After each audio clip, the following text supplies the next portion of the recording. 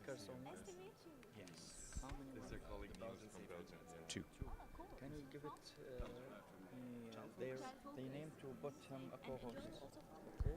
Oh, Just try it. sorry. No, no, no worries, no worries. That's why we're here. Dipali, hello. So just.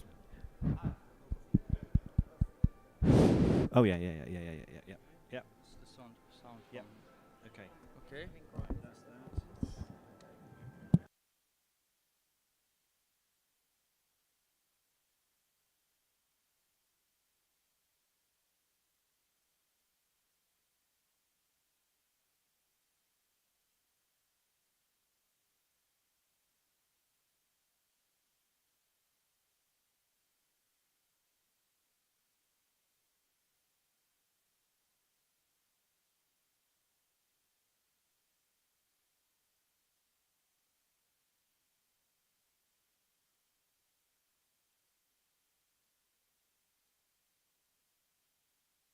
To be my own laptop for the moderator or? As you wish. No problem.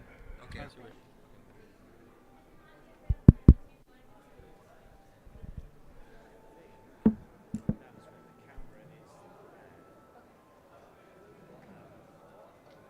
They mostly film from the beginning. Should I go with my own on my own laptop in the meeting or how does it work? Yeah, you can join the meeting in Zoom. Where do I find it?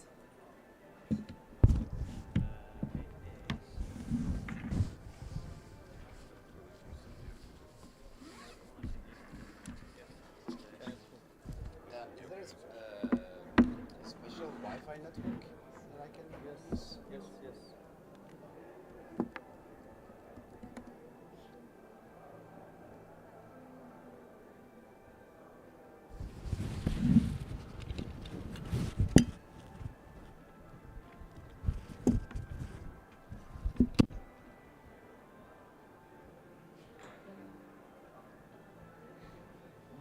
Which one?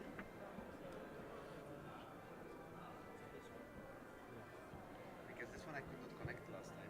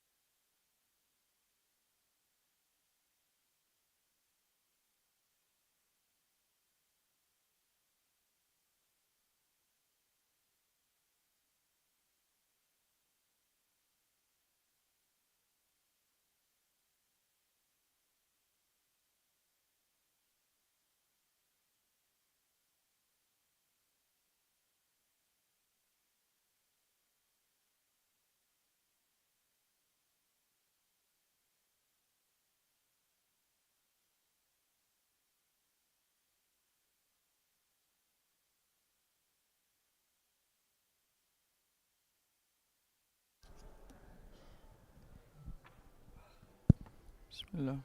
Hello. Check.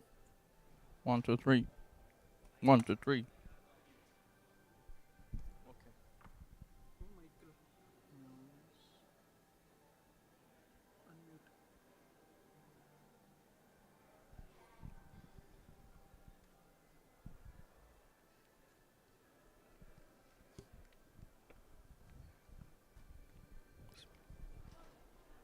Hi everybody, I'm Niels from Child Focus. I'll be the moderator of today. Can anybody hear me, especially the speakers? Yes, I can hear you. Very well. Morning. Good morning. Hi. Hi. Hi, Sophie. Morning, Karuna. How are you? I'm okay. Very early for you. It's not that bad for me, for a change. Oh, well, it's only fair. That's 9. Morning, Boris.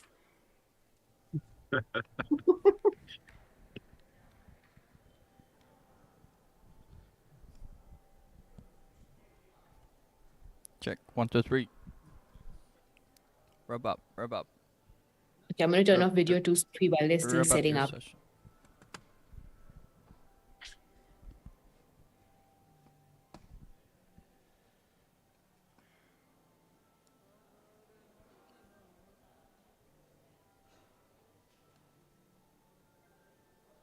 Where's the Zoom? Here.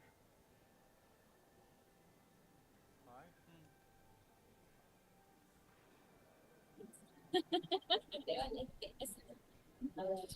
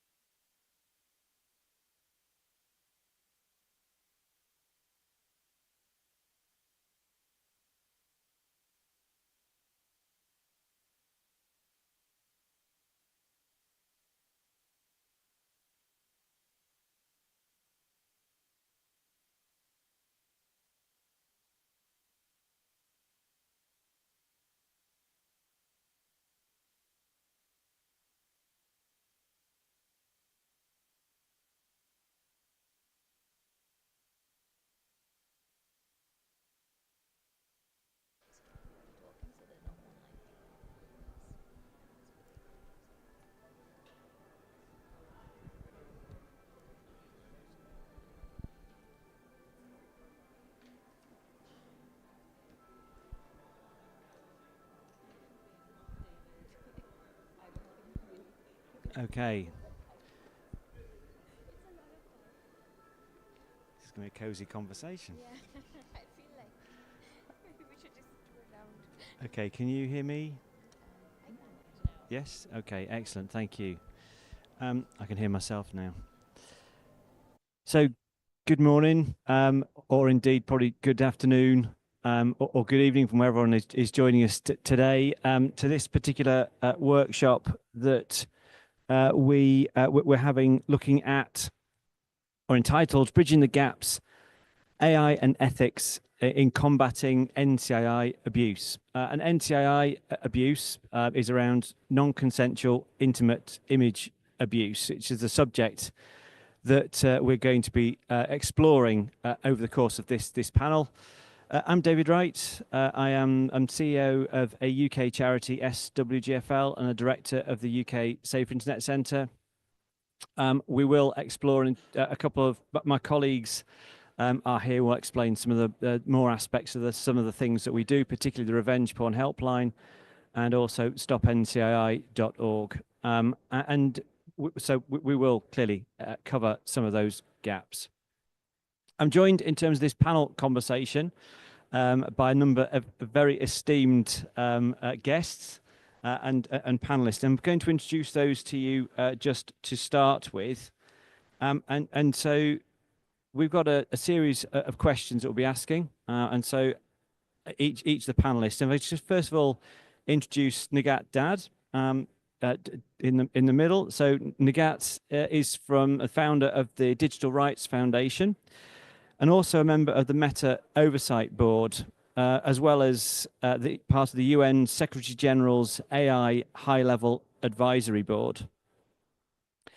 If I next turn to Karuna, who's joining us online. So Karuna is an online safety expert with 2 decades of experience in the intersection of online safety, policy, government affairs, and communications. She consults with tech companies and non-profits on their strategy, policies, and technology to make the internet safer.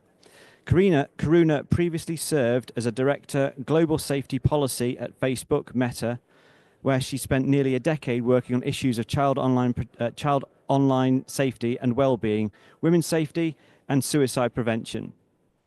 At Meta, she partnered with SWGFL to launch stopnci.org to help victims of non-consensual intimate image abuse. Prior to Facebook, Karuna worked at the US Embassy in India, Ernst & Young, India's first 24/7 news channel, New Delhi Television, and German broadcaster. Karuna is a graduate of St. Stephen's College, University of Delhi, and has completed her postgraduate studies from Albert Ludwigs University. So welcome to Karuna. Also joined by Dipali, sitting next to me.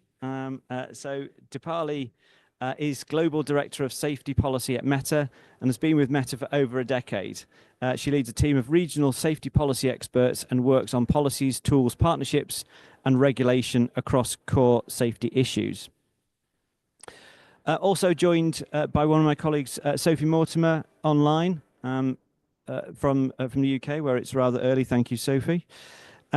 Sophie is manager of the Revenge Porn Helpline and also the Report Harmful Content service at SWGFL. She coordinates a team of practitioners to support adults in the UK who have been affected by the sharing of intimate images without consent and other forms of online abuse and harms. As part of the stopnci.org team, she works with NGOs around the world to support their understanding of Stop NCI and the help it can give victims and survivors in their communities. The NGO network shares learning and best practice to ensure that Stop NCI evolves as a proactive tool that works for everyone wherever they are. And finally, if I turn on to my far right, is my colleague Boris. Boris Radanovic is an expert in the field of online safety and currently serves as the head of engagements and partnerships at SWGFL, a UK-based charity which we've already talked about. He works as the UK Safe Internet Centre, which is part of the European InSafe network, in educating and raising awareness about online safety for children, parents, teachers, and other stakeholders across the world. Boris has worked extensively with various European countries, including Croatia, where he worked at the Safe Internet Centre there, and has been involved in numerous missions to countries like Belarus, Serbia, Montenegro, North Macedonia, and present online strategies, strategies to government officials and NGOs. His focus is on protecting children from online threats such as cyberbullying, child sexual exploitation and scams, as well as empowering professionals through workshops and keynote speeches. One of the key contributions today includes leading online safety education efforts, where he emphasizes the evolving risks in the digital world, such as grooming and intimate image abuse. Involvement with initiatives like StopNCI.org reflects his commitment to helping prevent non-consensual sharing of intimate images. Introductions complete. So what we've got, I'm just going to invite all the panelists just to give us a couple of minutes introduction, and then we've got a series of structured questions that will open to each of the panelists, and then to everyone in the room here, and also to those of you online as well. So we will be having a really in-depth conversation about this, and based on some of the conclusions from what you now can understand is a very esteemed panel in this particular subject. So if I can just, Nigat, if I can throw it over to you, just a 2-minute introduction into this. Thank you. Can you hear me? Okay. No, thank you so much, David, for organizing this panel. It's a pity that we are doing this on the last day. It should have been on the first day, because many of us have been working on the issue of non-consensual intimate imagery and videos for the last several years, and not only working on the issue and addressing it, but also looking into solutions. And of course, the helpline, Revenge Porn Helpline in the UK, and at Digital Rights Foundation in Pakistan, we also started a helpline, cyber harassment helpline, and we collaborate together on this as well. In 2016, we started this, and the main idea was basically to address online harms that young women and girls face in country like Pakistan. And there are so many cultural, contextual nuances that many a times platforms are unable to capture that. And that was the main reason that why we started the helpline, not only to address these complaints by young women and girls in the country, but also to give a clear picture to the platforms that how they can actually look into their products or mechanisms, reporting mechanisms or remedies that they are providing to different users around the world. I think I'll just say one thing and stop there. Over the years, we have seen that online harms or violence against women or tech facilitated gender-based violence. Now we have so many names of this, but non-consensual intimate imagery around the world has very different consequences in different jurisdictions. In many parts of the world, it kind of limits itself to the online spaces, but in some jurisdictions, it turns into offline harm against especially marginalized groups like young women and girls. And in last couple of years, I think the very concerning thing is how AI tools are easily accessible to bad actors, where they are making deep fakes and synthetic histories of women, not only normal users, but also women in the public spaces. And verifying those deep fakes, I think, is a challenge, not only people who have been working on this issue, but for the law enforcement. And then you just look at the larger public who absolutely have no idea how to verify this, and they just believe what they see online. And I think this is the challenge that we all are facing at the moment. I'll stop here. Nigat, thank you very much. Yes, a subject we will get into without any doubt. I'm next going to just throw it to Karuna, who's joining us online. Karuna, for just a couple of introduction. Thank you. Thank you so much, David, and hi, Nighat, Dipali, Boris, and Sophie. It's so great to be on this panel. David, I do want to give a shout out to you for organizing the discussion on this topic, because I don't think we've done enough work or had enough dialogue as to how the power of artificial intelligence can be used to actually prevent some of this distribution of intimate imagery, or to deter perpetrators, to stop them in their tracks, and even educate, but also to prevent this kind of harm being perpetrated online. And lastly, from also to support victims. We've heard time and time again as to how absolutely debilitating it can be to be in that moment where you are worried that your intimate images are going to be shared online, or they have actually been shared online and you've just come to know. And there is so much that we can do with artificial intelligence to support people in that moment, to give them resources, to let them know what tools they have in their hands, because it can be paralyzing to know that something like this is happening to you. So kudos to you for organizing this very, very important discussion. And I'm looking forward to hearing what comes out of this workshop, and the kind of the ideas that are generated as to how not just tech platforms, but nonprofits such as Southwest Group for Learning and Nigad's Digital Rights Foundation can actually leverage the power of artificial intelligence to support victims and to deter this harm from being perpetrated online. Karuna, thank you very much. You're very kind. But yeah, as you say, let's try to harness some of the power about this rather than necessarily some of the challenges that we always see as well. So thank you very much. Next, I'm going to turn to Dipali, if they can introduce. Thank you. Thanks, David, and thank you, Karuna. I think that was really articulately put as usual. So I work on the safety policy team at Meta. An approach to safety over the years has been multi-pronged. So we think about a couple of things when we're thinking about safety. We think about, do we have the right policies in place on what is okay and not okay to share on the platform? We have our tools and features to give users choice and control over what they're seeing and to customize their experience.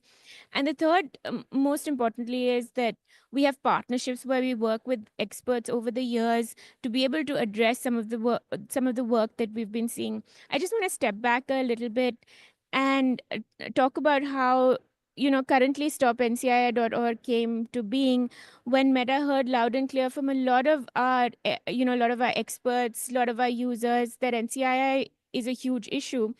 And Karuna was actually one of the one of the people who was working on this, and we were able to actually move beyond just being able to address this issue at a company level on our platforms and address it at a cross industry level. So I think there is really a genuine place for industry and civil society to come together to address some of these harms in a very scalable way, something as important as non-consensual intimate imagery. And we've also to come together and try and understand, as Karuna put it, what is the ways that we can use this technology to actually help victims or provide education or provide resources. So we do that currently on our platforms. So for example, if you look at something like NCII, or let me give you an example of suicide and self-injury, we're able to use proactive technology to identify people who have posted content which can contain suicidal content or content referring to eating disorders, and we're able to catch that content and able to send them resources as well as connect them with local helplines. That is such an important way that we can use technology to make sure that people who need the help are able to get it. And sometimes there are not quick solutions, but it takes time to have discussions work together, and it's a combination of technology and the advice of experts who are actually working on this issue to come up with solutions, both to prevent that harm, to address that harm, and to provide resources and support to victims. Sorry, David, I know I took the long way to this, but I just wanted to provide some context. Dipali, thank you very much.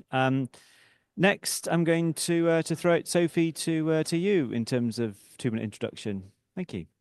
Thank you, David, and good morning, everyone. Having worked supporting survivors of intimate image abuse for over 8 years, I do think that we need to approach the use of AI in providing support with caution. We know that there are advantages to be gained by the use of AI technologies in reporting harmful content at scale and with speed. However, it's also important to remember that victims and survivors can be abused with these tools and may not want to engage with them while seeking support because trust is understandably degraded. We have previously worked at Southwest Grid for Learning on developing an AI support tool, and ultimately we decided that the risks were not outweighed by the benefits, certainly not at this time. We simply couldn't be sure that the technology could safeguard people in their time of need adequately enough.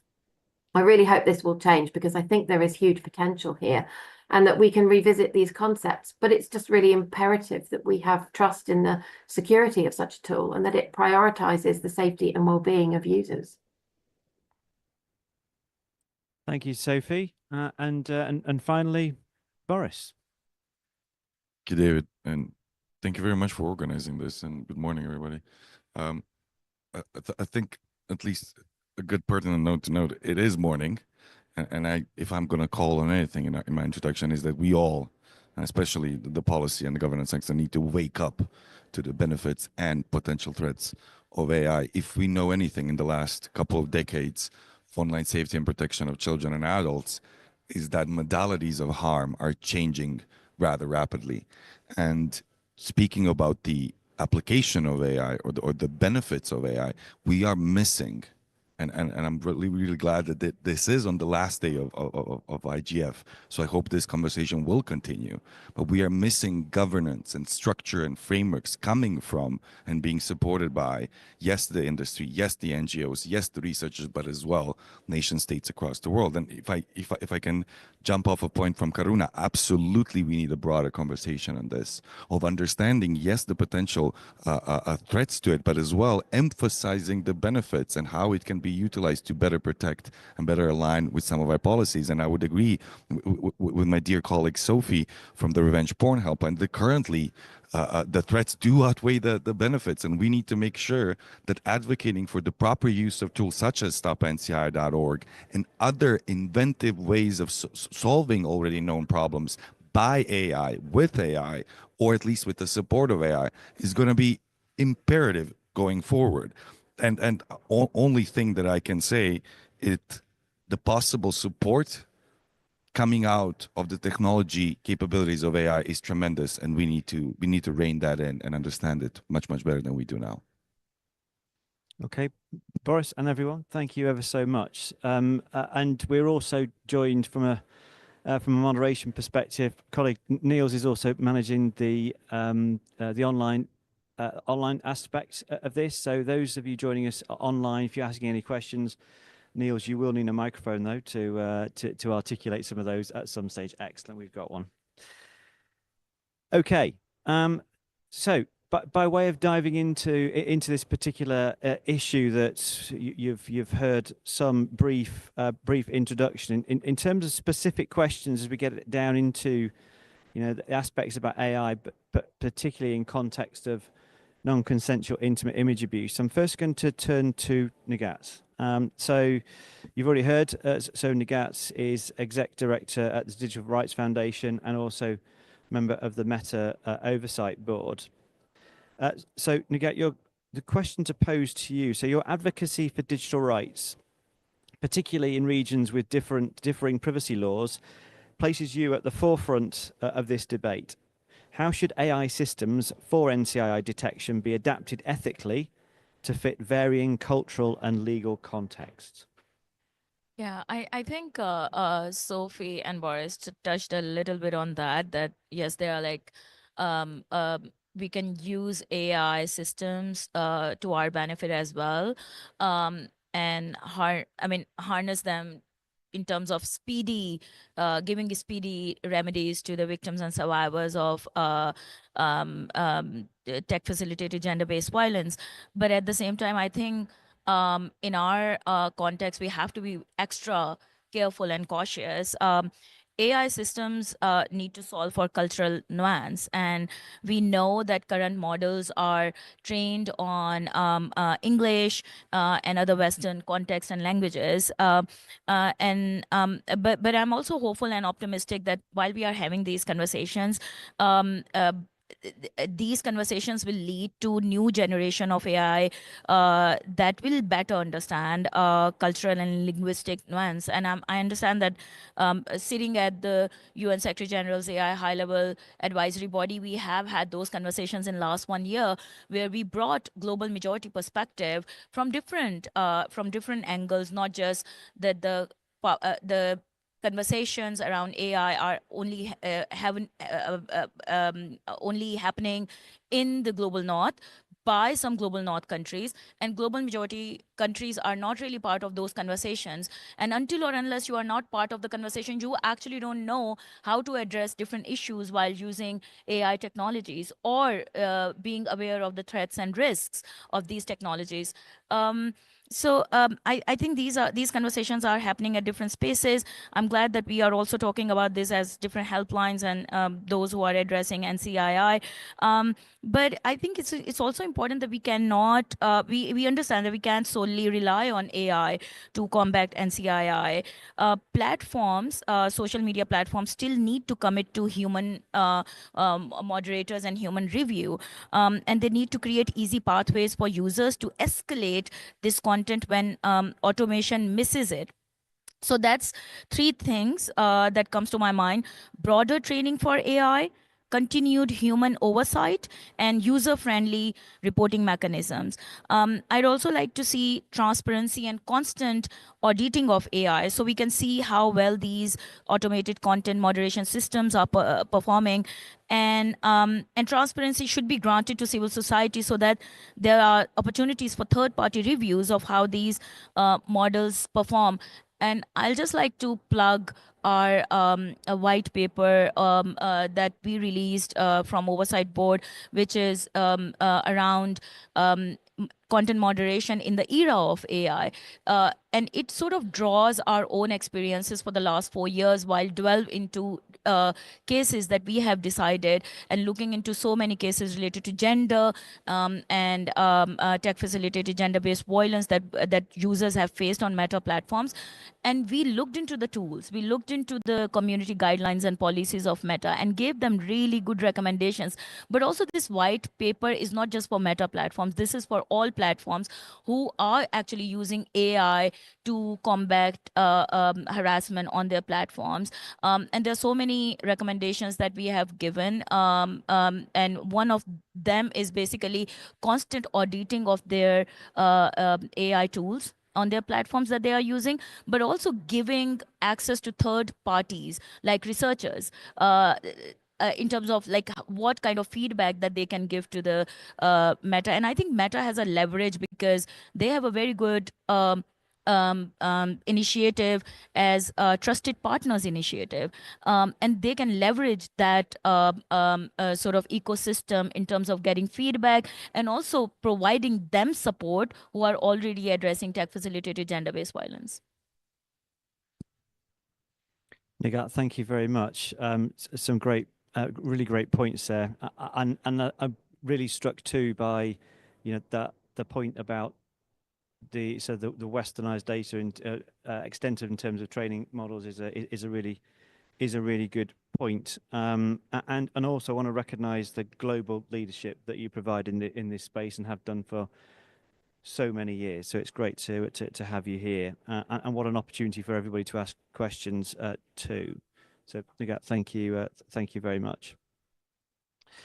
Okay, just as I sort myself out, next I'm going to turn Karuna to you in terms of question. And so now, as both a trustee of ours, very important trustee of ours, thank you very much, and obviously a key advocate as well for Stop NCI, having been the one with the original either idea and certainly what the heavy responsibility we feel for Stop NCI in having yours being largely created it. So your question, as a driving force behind stopnci.org, what role do you see AI playing in scaling global NCI protection efforts?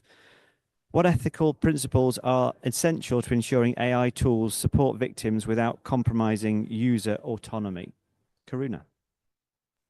Thank you, David. And, both, I think there are two questions. Yours is a two-part question, and both really, really important, questions. The one thing that, just following up from, what Nigat was saying, I think there's not been enough transparency from the tech industry, unfortunately, as to how they're currently leveraging the power of AI in this space. We've heard a lot of, how they're using AI to get ahead of, for example, child sexual abuse materials or anything related to child abuse on their platforms, but they're not sharing enough of how they are using AI to get ahead of some of the harmful non-consensual sharing of intimate images on their platform. And credit to Meta, Dipali, Meta has been one of the few companies that's really talked about how they were able to leverage the power of AI in one way. And I'm not sure, Dipali, if you're going to touch on this later, and forgive me if I'm like stealing your thunder here, but the work that, the use of AI, especially in closed secret groups where victims may not be aware that their intimate images are being shared. So using AI in those spaces to be able to proactively identify if a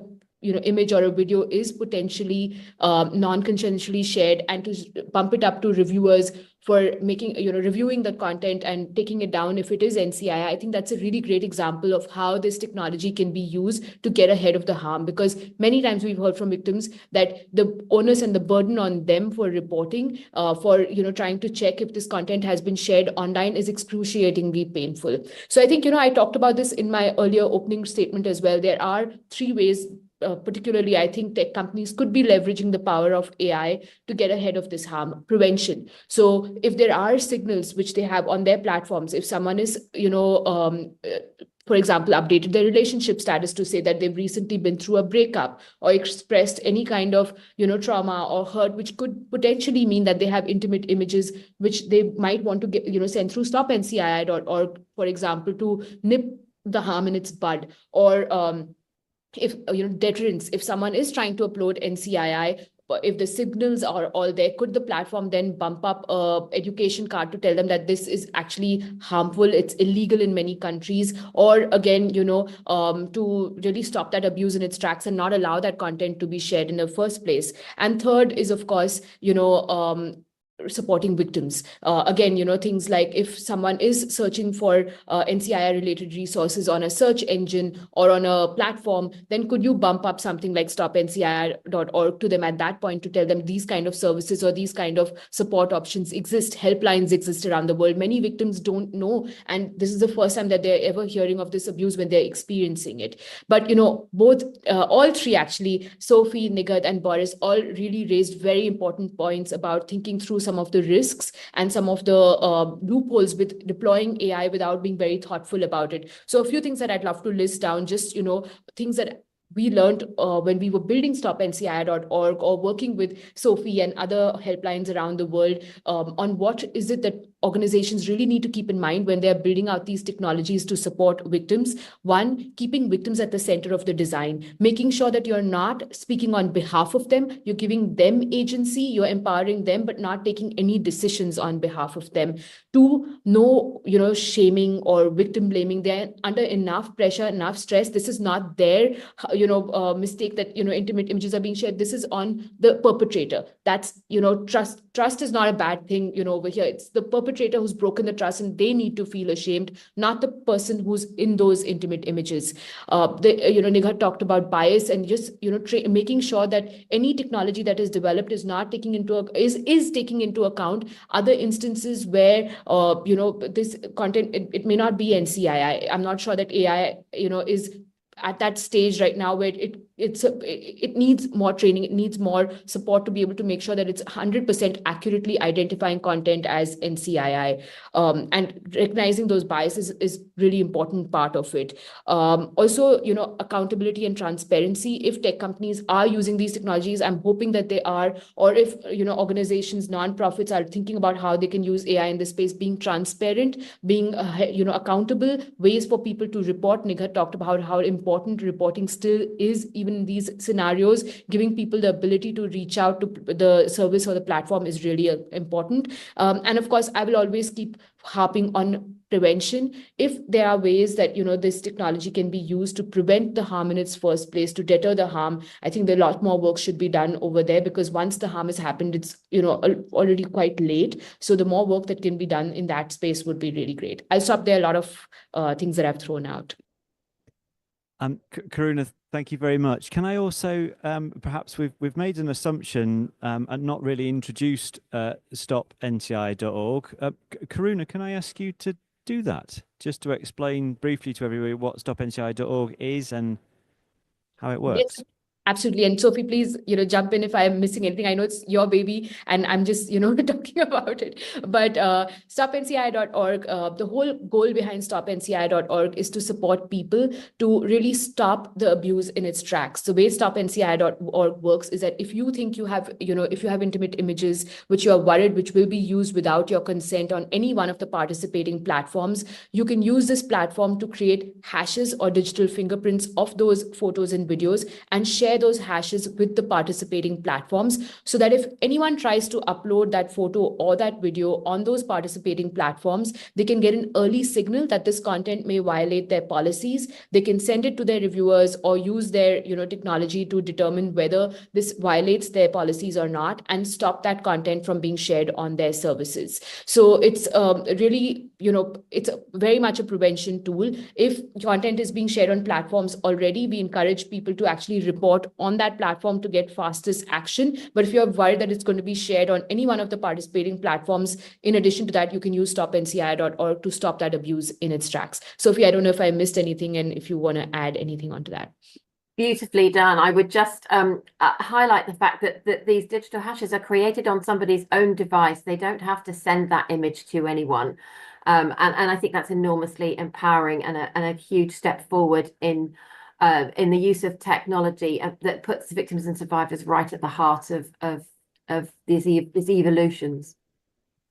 Absolutely. One more thing, if I can just add, sorry, David and Sophie, is about the privacy preserving way in which stopnci.org has been built. In addition to not taking those photos and videos, just taking the hashes from the victims, very minimal data is asked of the victims, because we know that this is such a harrowing experience. We don't want to, stop them from using the service in any way. And I think that's also very important as we're talking about ethics around building of any of this AI technology, making sure whatever data is collected, it's minimal, it's proportionate to what is needed to run these services, but not using that data for anything than what you're collecting it for, and you're telling people that you're collecting the data for, and also not using the data without their consent for anything. I think it's really, really important. Privacy and data should be at the center of the design of any AI technology that's built in this space.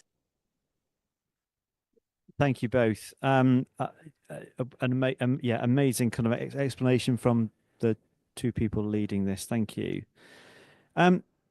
Next, we're going to come to Dipali, who we've already heard. So he's Director of Global Safety and Policy at Meta. So Dipali, with your expertise on safety, can you talk about how Meta is thinking about responsible development of AI? Can you give some examples of how Meta is thinking about safety and AI and the challenges ahead, clearly in context of NCII?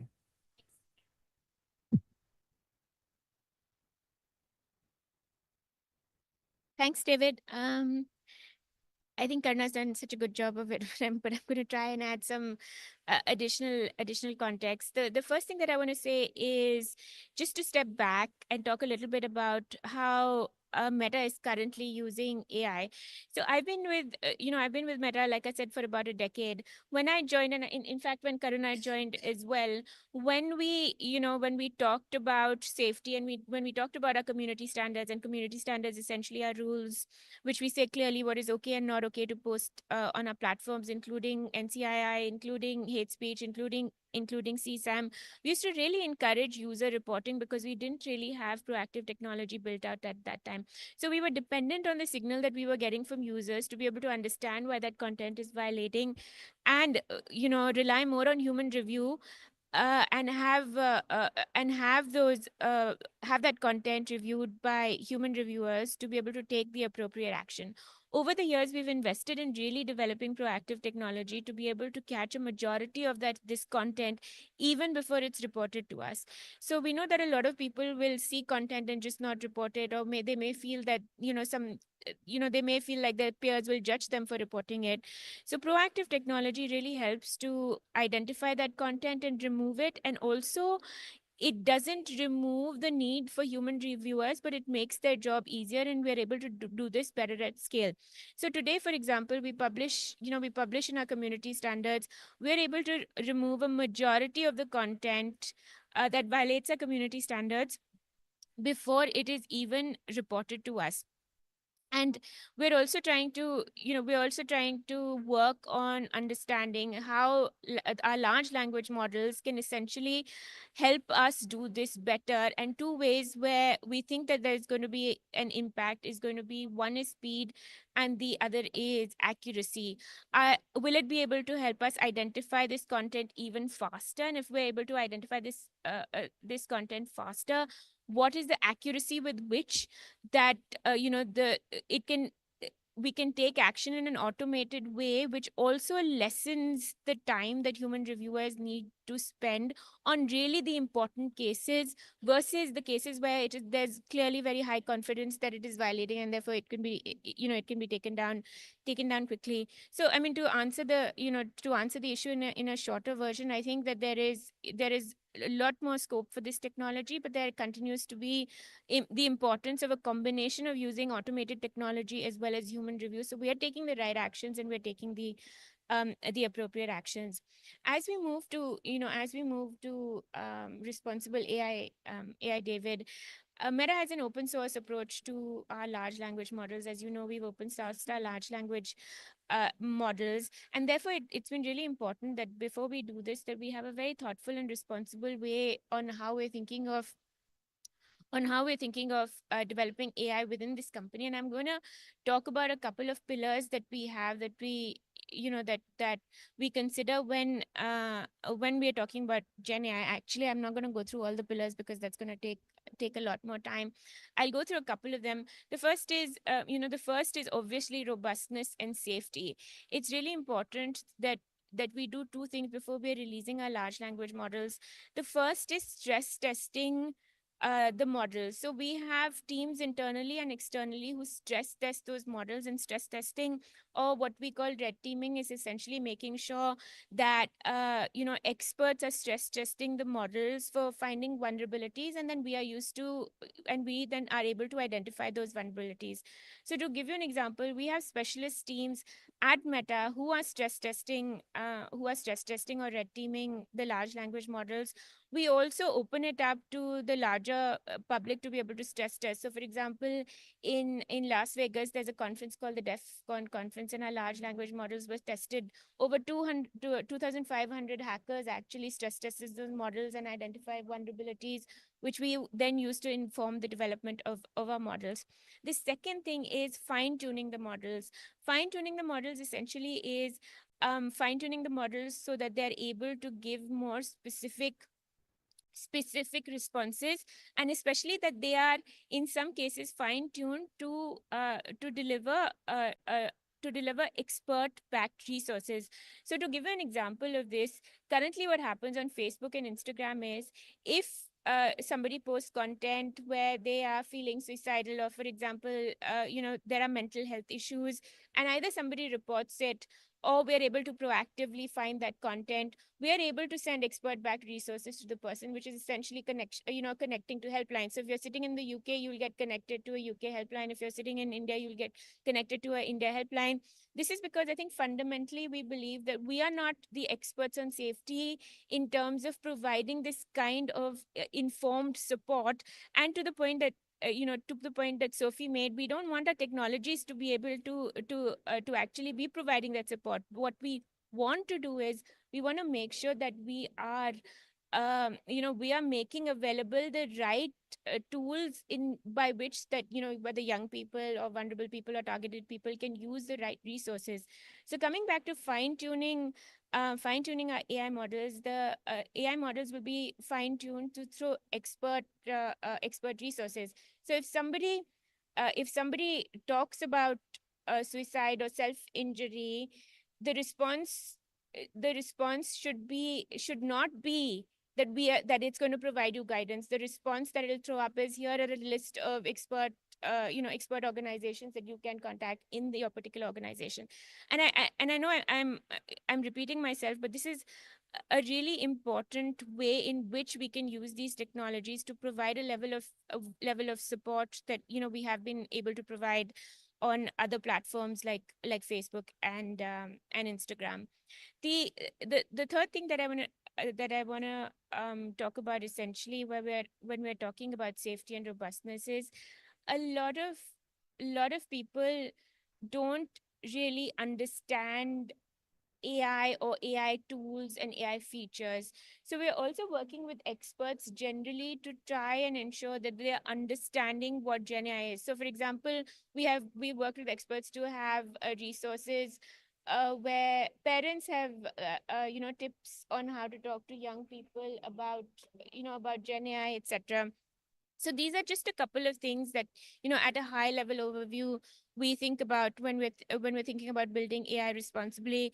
I want to quickly cover the other pillars. I won't talk too much about it, but the other pillars that we're thinking about, because it's about safety and robustness, but it's also about making sure that there's privacy, so that we have a robust privacy review to make sure that there is transparency and control. As everybody on the panel said, it's really important to be transparent about what you're doing with your Gen AI tools and products. And we're also working cross industry to be able to develop standards to identify provenance, to make sure that users understand whether their content is generated by AI or is not generated by AI. And the other pillar really is, good governance, as we talked about, transparency, transparency, good governance, as well as, and I know Nick had mentioned this, but fairness is really important. Fairness to ensure that there is, there is diversity, as well as that it's inclusive in terms of these technologies, because we all know that access to these technologies is still an issue. So I mean, that is overall our approach to responsible AI. Let me give you one example. I know I've talked about robustness and safety, but in terms of fairness and inclusivity, we actually have a large language model where we are able to translate English into over 200 languages, and there are some of the lesser known languages. And I say this because, in the trust and safety space, a lot of the material that we develop and a lot of the experts that exist are in English language. And this is another example of, not particular to NCII, but overall in the trust and safety space, that we can we can actually use a lot of these products and tools that have been developed to further enhance safety and make sure that this messaging is available in the languages that people really understand, and not just English or Western languages. Wikipedia, for example, is using using this to translate translate a lot of their content into these languages. So I think that there is two things. There is a lot more work to be done, but I think that there is a great room for collaboration in terms of both how we prevent this, how we address it, but how do we even collaborate better in being able to support some of the people who are dealing with these issues in actually a better way than we've currently been able to do so. The last thing that I would say is that I know that there's sometimes we get asked this a lot. We have a community standards which make it very clear what kind of content is not allowed on the platform, irrespective of if it's organic content or it's been developed by Gen AI. If it violates our policies, we will remove that content. And we've updated our community standards to make that very clear as well. Dipali, thank you very much. It's great as well to hear that. Also the use of and creation of some of the tools too, to particularly I'm interested in the translation to different languages, which we probably all know is a real challenge. And I know from Stop NCI perspective, we do struggle with that, trying to make it as accessible and the support as accessible as we possibly can. So thank you, Dipali, for that, and also for Meta's help and Meta's support with Stop NCI too. Next, Sophie, I'm going to come to you. And so, as we've already heard, your work with the Revenge Porn Helpline, I clearly know that particularly well. The question that we want to pose is about what ethical dilemmas have you observed with technology to address NCI abuse, particularly regarding privacy and consent. How do you think AI systems should be designed to respect these sensitive boundaries? Sophie? Thank you, David. I think it's a crucial question because there's no doubt that the development of this technology is moving at pace. And I think we could all get quite carried away with what we can achieve with these technologies, but it's so important that we put the victim and survivor experience at the center of them. I could probably talk for quite a while on this, but I'll try and keep it a bit tighter. But I think crucially, the supporting the privacy of victims who in a moment of absolute crisis is really, really key. So we can use AI tools to help identify and remove non-consensual content, but that requires access to people's very sensitive images and data, and that can be a huge concern to individuals who might fear the access of technology, because it's technology that has participated in their abuse. They can fear data breaches or a lack of transparency in how their information is being stored and processed. So there's a real dilemma there in balancing that need for intervention with the protection of victims and the preservation of their privacy and stopping future harm. We can use AI technologies to track the use of someone's images, and this could be enormous. And I think Dipali referenced this in terms of the use of technology to handle the scale at which and the speed at which this content can move across platforms. But that just brings more complexity. So the methods for tracking content can concern victims around surveillance, or that there's a risk of creating systems that monitor individuals more broadly than was intended. How will those images and that data be used in a way that won't impact on people's privacy and autonomy? Then the use of people's data, always very, very concerning. It's very sensitive personal information used to address this harm. There can be a lack of transparency from many platforms about how these systems are used.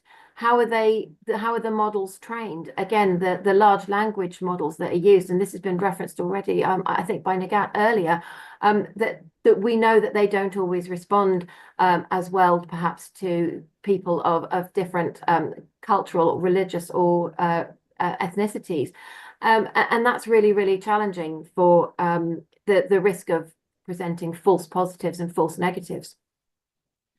Also, one area that's often referenced is around synthetic sexual content, which is often referred to as deepfake. And I think there's a tendency to say, well, we can identify that as fake so that the harm is less. But I think the evidence of some victim and survivor voices is that just isn't the case. And I think just labeling something as fake can undermine the experience of individuals, because there is a real loss of bodily autonomy and self-worth, and it can cause really significant emotional distress. And if we only focus on the falseness of an image, an AI system might overlook the broader psychological and social impacts on individuals. Certainly, AI can help with evidence collection and privacy. There's a real role there in terms of watermarking or embedding metadata that helps track the origin. But then there's more ethical questions there around consent and the privacy of people's data. And do people understand? I think, again, it's already been referenced that people's access to technology and understanding of how these technologies works around the world. And we can't assume consent, and it's just really important that consent that is given is really informed. And I think we've got a lot of work to do there to ensure that we have that, but it is absolutely crucial. I also think sometimes that the technology moves fast, but perpetrators of abuse move fast as well. And for all the safeguards we put in, we have to be aware that perpetrators are working hard to circumvent them. So we need to be really flexible in our thinking. And I think the priority for me is keeping that human element. Humans understand humans and can hopefully foresee some of these issues and combat ways, but also to put humanity at the heart of our response to individuals who are humans themselves, to state the obvious, but don't want to be supported entirely by technology. They want access to humans and that human understanding. Sophie, thank you very much. Perhaps it is a point as well here, just to talk the term victims being used, and I know we've had this conversation, because I think there's often has been criticism that we shouldn't be using this in terms of terminology. We shouldn't be using the word victim, and that should be really survivor, and I think.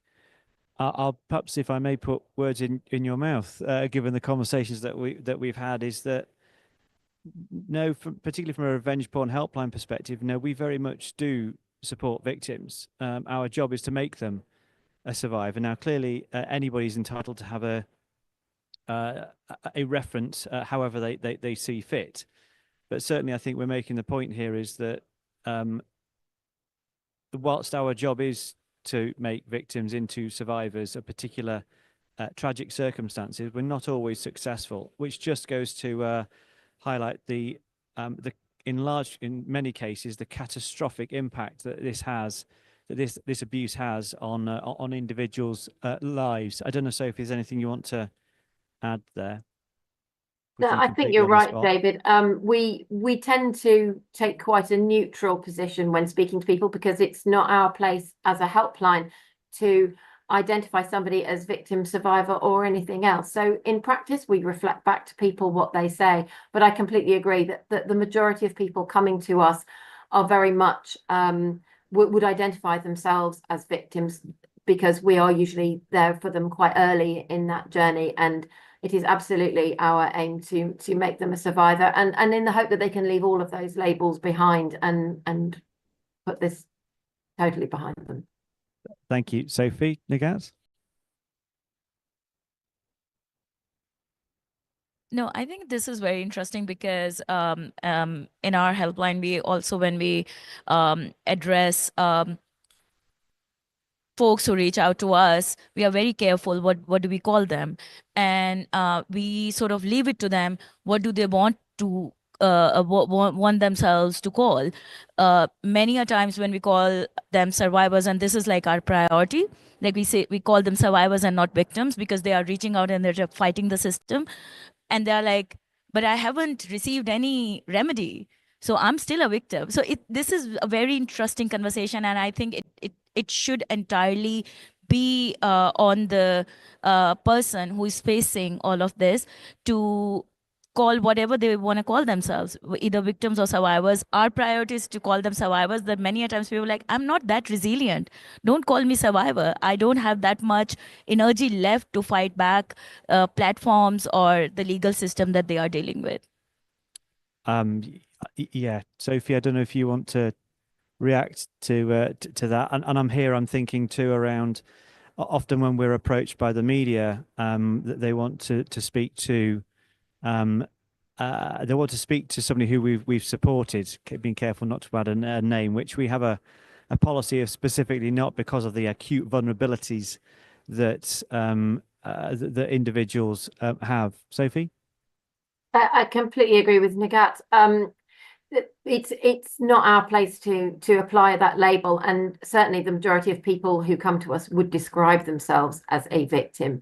In fact, I'm not sure I can recall anyone who self-identified without any prompting as a survivor, because that is not how people are feeling in that moment and in that space. And the harm, it feels so out of people's control, because what has happened is on platforms, and we all know that images now can move quite fast, and the fear, that loss of control is the overwhelming feeling that people have when they come to services like ours, and that doesn't make anyone feel like a survivor, unfortunately, at that time. And that's why we use neutral language in that first instance, and reflect back what somebody will say to them, because that's how they're feeling. But I hope that we provide that reassurance that when they hang up the phone, they will be feeling better than they did when they picked it up.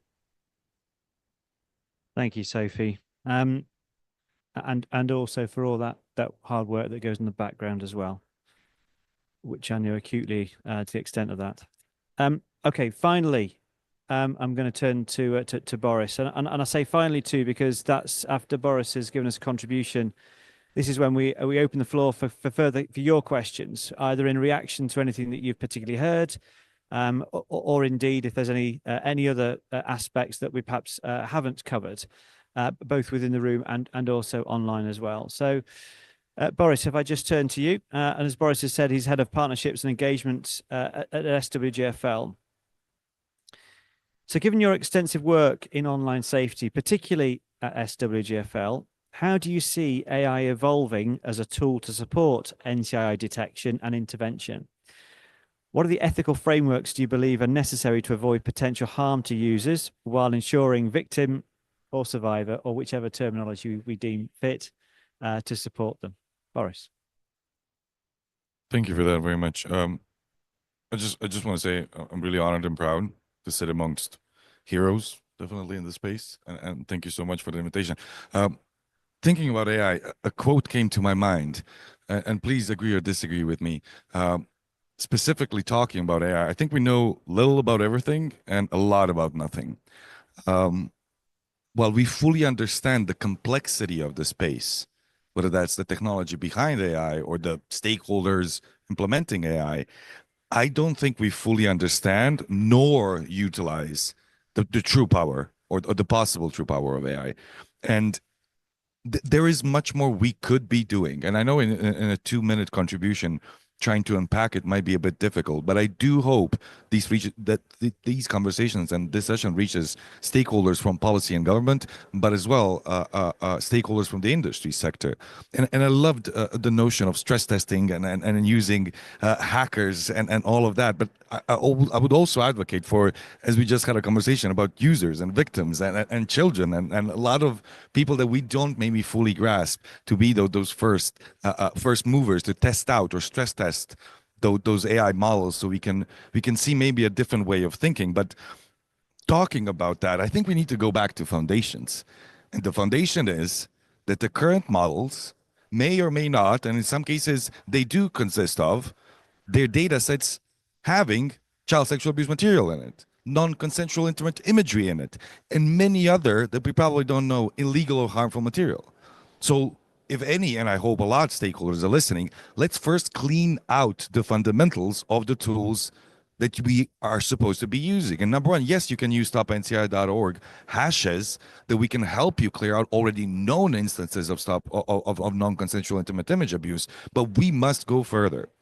And as we spoke, and as I listened to really admirable contributions from every speaker here, I hope somebody's listening to me and in a year's time will prove me right, that we are missing a global power force in AI development to focus on safeguarding, to focus on the guardrails, to be the solution for all of these companies that are having the same issues and problems. If there's anybody who's willing to work on that, SWGFL he is here and definitely willing to support. But let me come back to the question about detection and intervention. I think that's an important two-piece of a much larger picture. Yes, we can talk about detection of behaviors, and again, from a perpetrator point of view, but as well from a user's point of view that might put them at risk without knowing it. And we need to utilize AI tools en masse to help us mitigate some of those issues. But as well, we need to talk about how do we then engage with those perpetrators after we detected it, and how do we guide those people to the right course of actions, or what are the consequences of their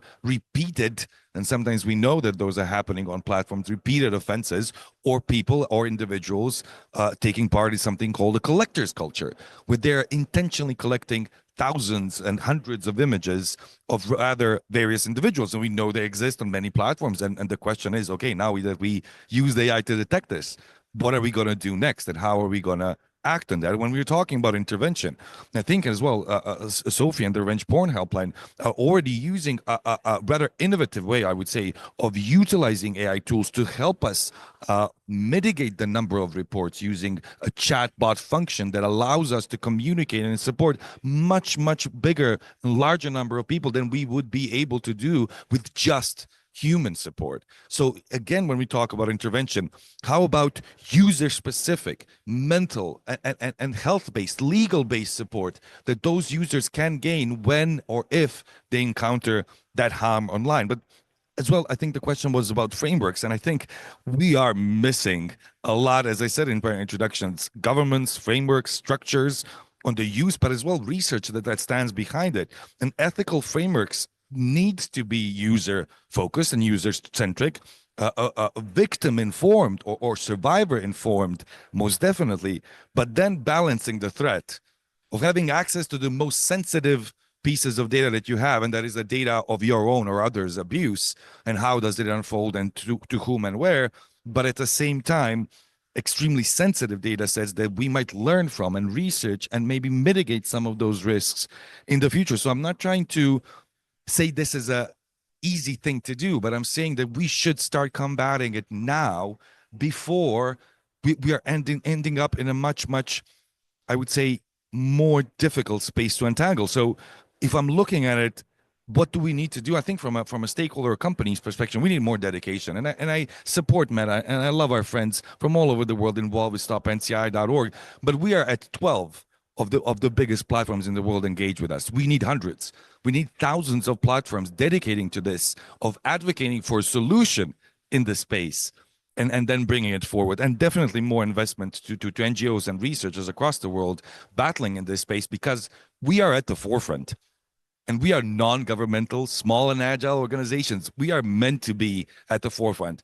But as we know, with every arrow, there is a long piece behind it that needs to be supporting us and pushing us forward. And I love the quote and the comment from Karuna about transparency.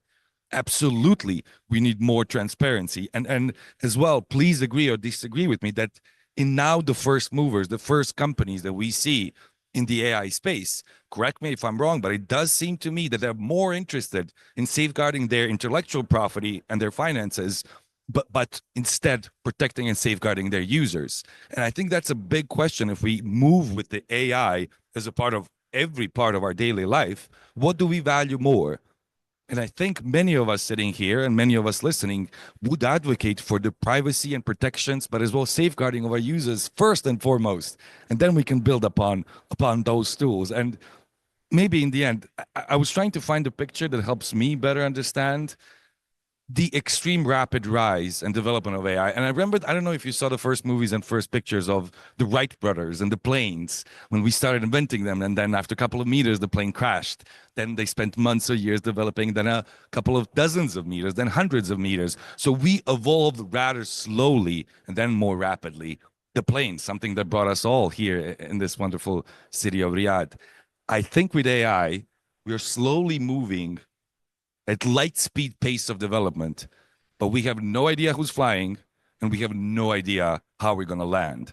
So I fully advocate that we need to fix the foundations and invest more in clearing the data sets, invest in the NGOs around the world battling these issues and trying to find solutions, and help us all understand better and use AI better. So hopefully we can land safely and find a better and more powerful use for AI for the benefit of us all.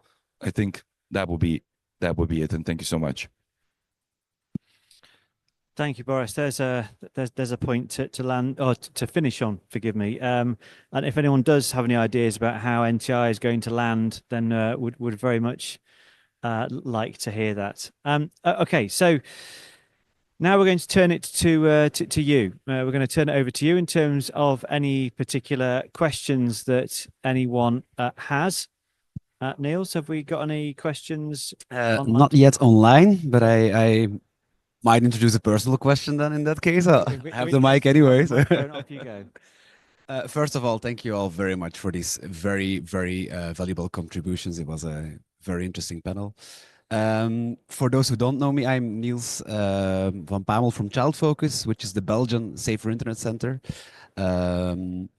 So I definitely agree with almost everything that's been said here. Also with the comment of Sophie that like how deep fakes right now that we are maybe focusing too much into showing that something is a fake, but that doesn't like it doesn't really matter for a victim that is, for example, somebody who's a victim of deep nuding. With fake naked pictures that everybody believes to be real anyway, right? So we've done a study last year on deep nuding and seeing how this, first of all, how the market looks like, what is happening with young people in Belgium right now, and how this is exploding in our faces right now. And we've seen, first of all, that the long-term traumatic impact for a victim is exactly the same as for somebody compared to victims of real NCII, right? So first of all, we need to also debunk some myths.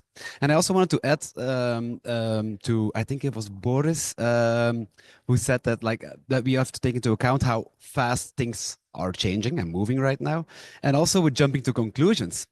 To give an example, in this study, we noticed, it's a study from 2023, that 99% of all the victims of deep nuding are women and girls.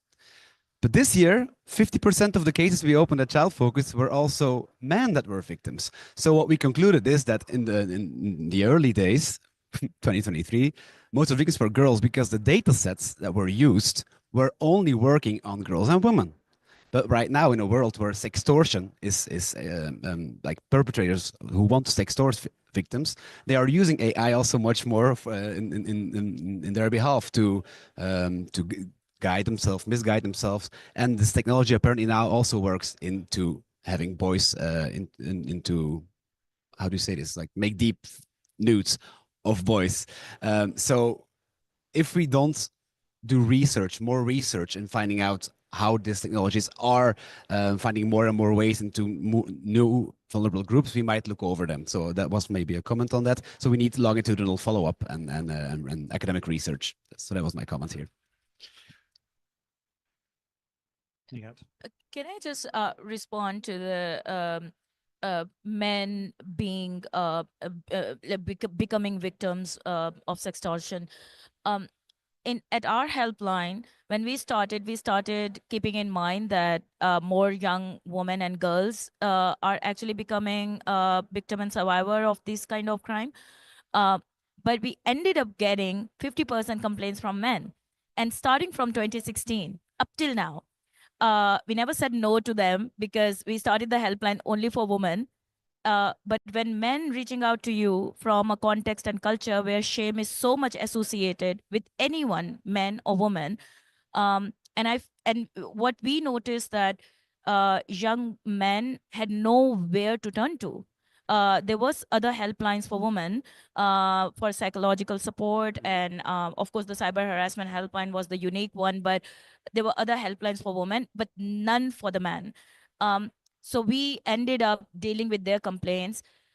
Another thing that we noticed that men, young boys and men were hesitant to go to the law enforcement as well.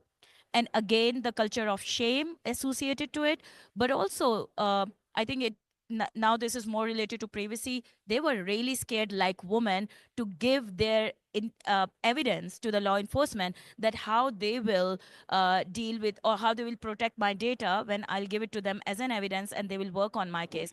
So what they wanted basically was to report to the platform first and the helpline. So their first line of reporting was always the helpline and the platform instead of law enforcement. So I think it kind of touches upon that it's beyond any gender or sex. Yes. You know, this impacts everyone, and especially from conservative cultures, you know, women still find some space to talk to each other, but young boys actually they just suffer in silence. Yes. And then maybe to add to this comment when you said like boys are scared to go to law enforcement with evidence, I guess that's where on-device hatching comes in. Wonderful. Thank you so much. Niels, appreciate the comment. And if I may, I think it proves to the point that both of you, that the modalities of harm are changing so rapidly that even we who our job is to follow them sometimes have a difficulty. And I loved using this, especially describing deep fakes, is that the image may not be real, but the harm is. And we need to understand in a fast evolving AI visual space, we now have more and more AI tools that are being developed that can, based on one prompt, design you a couple of minutes of video. That unfortunately use case will extend and unfortunately be far more wide-reaching, where we can have fake or digitally altered imagery and now videos that might seem or might not be real, but the harm that we already now know. So we don't need another research. We don't need more experiences. That we know that the harm perpetrated amongst towards victims and users will be real. So thank you so much for that comment. Okay, just to carry on that theme, and just before I open the floor, I've got a question here. Sophie, is there any response to that, and particularly as well, knowing the increasing call volume, as well as Nigat said, changes in terms of gender? Yes, it's interesting to hear what Nigat was saying. We certainly have always had a substantial proportion of cases of male victims affected by sextortion, though that was a proportion that rose significantly at around 2020, and hasn't really fallen away ever since, and now makes up between a quarter and a third of our caseload. And I think it's interesting that the talking about the creation of content, synthetic content to use in sextortion, but of course AI is also being used to generate those conversations at scale, and the presentation of the person that the victim survivor thinks that they are talking to, it can also be AI generated, and that of course just ramps up the scale of these forms of abuse and frankly crimes. The other thing that struck me was I looked at some cases earlier in the year, and very, very harmful to them in their own communities. And I know it's always the staple that we refer to of a woman without wearing a headscarf, but that was the reality that people are experiencing, and that can cause enormous harm. So I think we need to be aware that there are, again, broader definitions of intimacy globally, and we need to be very nuanced in our responses, but also how these technologies can be used to cause other forms of harm as well. So there are huge challenges here. Not least the tenfold increase in case volume in the last 4 years. And there's that. Absolutely, David. Case numbers can continue to rise year on year, and yes, certainly in the last 4 or 5 years they have risen exponentially. Okay, thank you very much.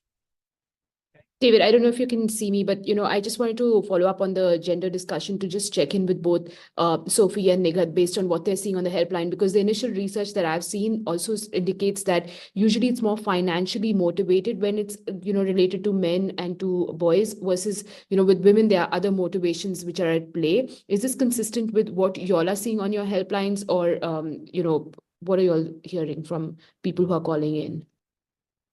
Yeah, Karuna, I'll quickly respond to that. I think it's kind of changing from men who are public figures, like politically active, human rights defenders, journalists, and their intimate imagery or videos are actually one way of sort of intimidating them into silence, basically. So it's also changing from financial side to the other motives by the bad actors.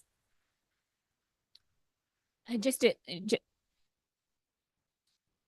short point in terms of the role that companies, and this is not just Meta, but companies like Meta and other social media platforms can play in disseminating a lot of education as well as resources, because I think that that's really important as well. And I know a lot of people mention sextortion, so we've recently run a sextortion PSA in a number of countries where we worked with experts to be able to develop the exact messaging that is really important for young people and young women and young men to hear. And I think that that's something that is that's something where more of us can collaborate, because I think that everybody's doing things in isolation, but I think that there is really room for collaboration in those spaces. Thank you very much. Okay, I'm going to walk ahead because I think we've got a question. If we can just ask you to introduce yourself as well, that would be great. Thank you. My name is Adnan. I'm Senior Legal Advisor at Seed Foundation. It's a local NGO in Iraq, Kurdistan region. I have one question regarding, so before that, I want to thank all the panelists for the valuable insights and thoughts. I want to talk about accountability and how we can promote accountability. Like these perpetrators, for example, on these platforms, for example, they are not conducting or committing one crime and leave. They will be posting or using the content maybe for someone else later for someone else.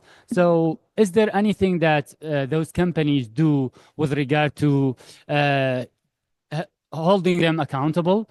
And the second question will be, I know that there is always a line when we talk about collaboration with courts and the judicial authorities, handing over like evidence and materials that have been removed, because that will help accessing justice for those women. A lot of time when women seek assistance, some of them seek stopping the content or removing the content, but others, they want justice and they want the perpetrators to be accountable. Thank you.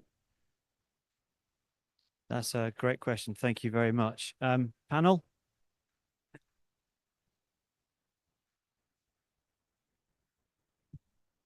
Niels, I think we've got a question. We've got an online question. Carissa is asking, do existing legal frameworks hold any weight in preventing NCII, both real and AI generated, such as ICCPR, Article 17 for privacy? Okay, and one more question we'll field. Hi, I'm a researcher based in Germany, and I have a question to the representative from Meta. I'm actually reporting hate speeches, and sexually abusive content on a weekly basis, and I do it not just for work but also on a personal level. The problem is that there are three possibilities. Only one request of mine was accepted by Meta. The second situation is that there was no response at all, and there was no way for me to challenge or to continue my request or to send any follow-up requests. And the third possibility was that there was no, acceptance of my request. So in the case of wanting to follow up with my own request or challenging, Meta decision, what would you suggest me to do? And I also want to ask, what is Meta take on punishing the perpetrators of those images? Because I know that so far the highest punishment is to deactivate or to delete the account. And my question to the woman in charge of a helpline, I'm sorry, I don't remember your name. In your experiences, were there any women or gender diverse people who complain about sexual abuses? Because actually I'm also doing research on online gender-based violence. And in my own research, there are a lot of trans, teenagers or gender diverse people who actually face, the issues. And also, how would you reach out to the people who don't really understand the issues and who don't really have any hope of addressing their issues? Thank you. Okay. I think there's a lot of commonality between the two questions, and perhaps there's one specifically for Meta, and given as well the oversight board, there's a relevant point. So the question about particularly to do with prosecution, the first question, anyone wish to respond? I can respond from Meta's perspective. So we work with law enforcement agencies across the globe, and in terms of when we get valid legal requests, we will respond with the data that is required to prosecute, which is which is the job of the prosecutors. We also disclose in transparency reports that we publish in terms of the number of data requests that we've received from authorities and how many data requests that we've complied with.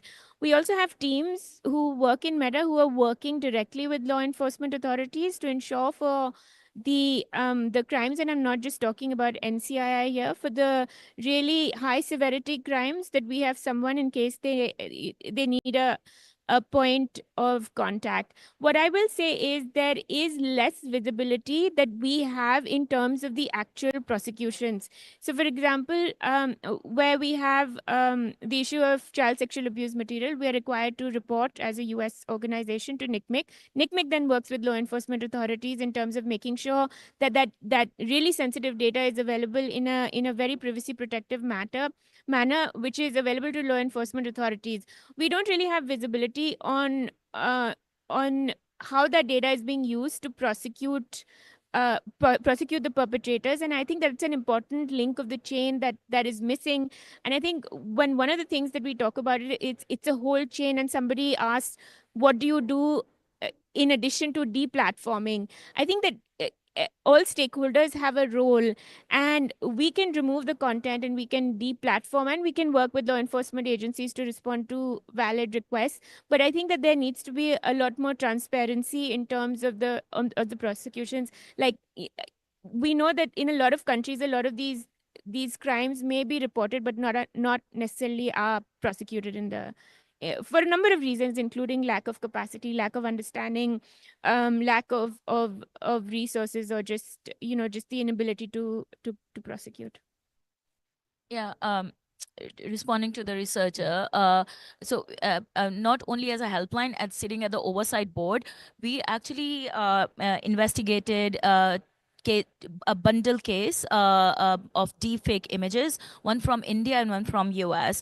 And we actually recommended so many things to Meta around the gaps that we saw. But one thing that was clear to us was that Meta platforms need to create pathways for users to easily report this type of content, and they must act quickly as well.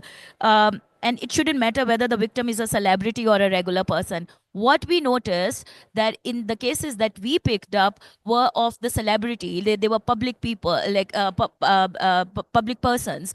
But then when their content went viral, that's where we took up the case. But what exactly is the mechanism at Meta in terms of giving importance to every user's report is a matter of concern.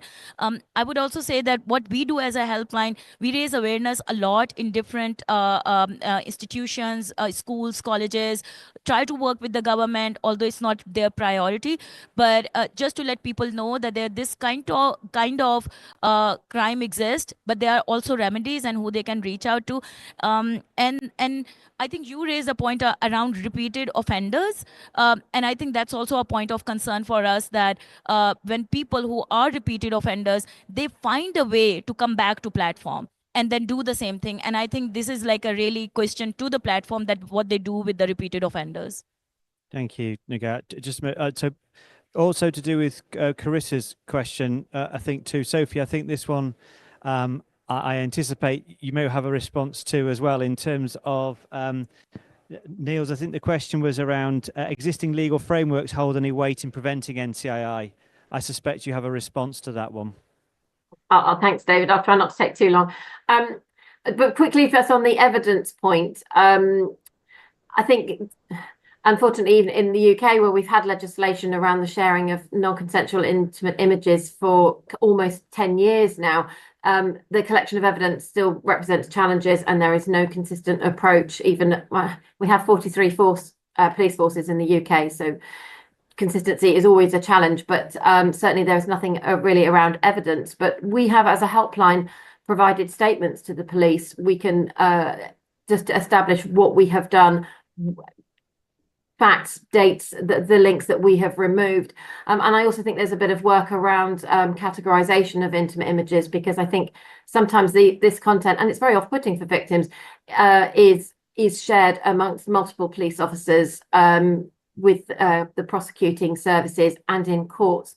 And that's a massive barrier, I think, to people coming forward. And I think that we could do some work around supplying information in categories that should be accepted by courts, so that all those individuals don't have to view content. And I think that would be quite a supportive measure to get people coming forward and supporting prosecutions. But in terms of legal frameworks, as I say, it's nearly 10 years since the UK first got legislation in this area. And in fairness to them, it wasn't great legislation to start with, but they responded fairly quickly, government, in that they recognised within sort of six-ish years that the legislation wasn't fit for purpose, and a really thorough review was done, and we got new legislation at the beginning of this year, which is much more comprehensive and focuses on the consent of the person that is depicted in an image rather than the intentions or motivations of perpetrators. And that's quite a powerful step forward, because this intention to cause distress is still quite current in other forms of legislation around the world.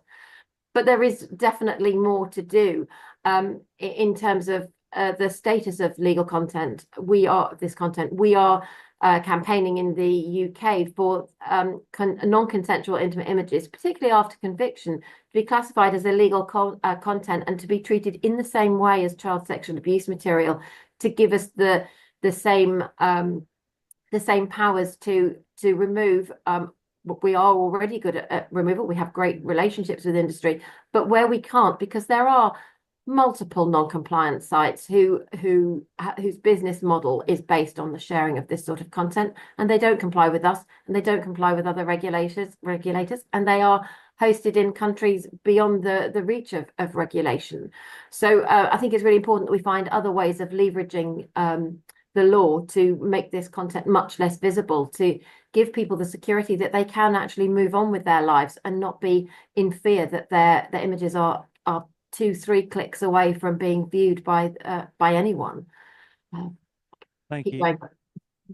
Thank you, Sophie. And I want to give a shout out too, as well, to the draft UN Cybercrime Convention that was published in August, and particularly I think UNODC's global strategy in terms of the inclusion of NCII.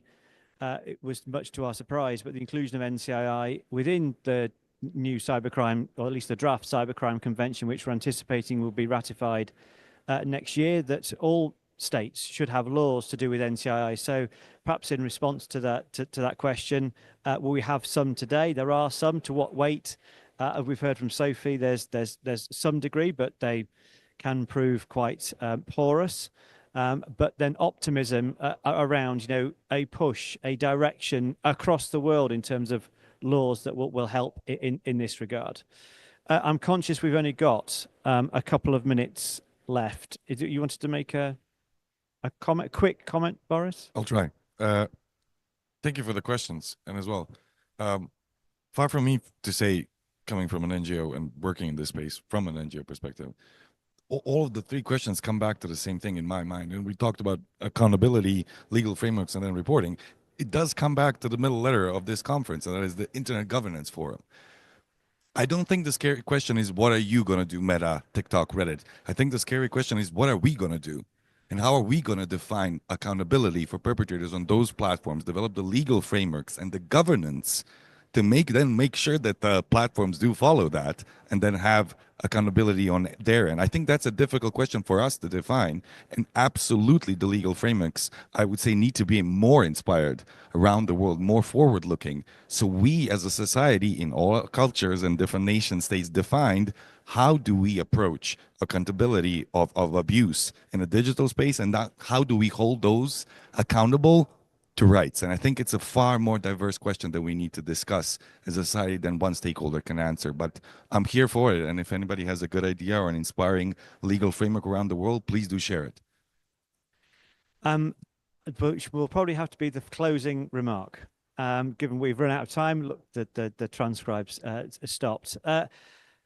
Hopefully we've given you some form of response here. And also the panel, we've already said, so world-leading panel in terms of insight. So I pay tribute to all of your work, and I would invite everyone to show our recognition for both the extraordinary work that these people do, together with the panel session as well. So thank you very much.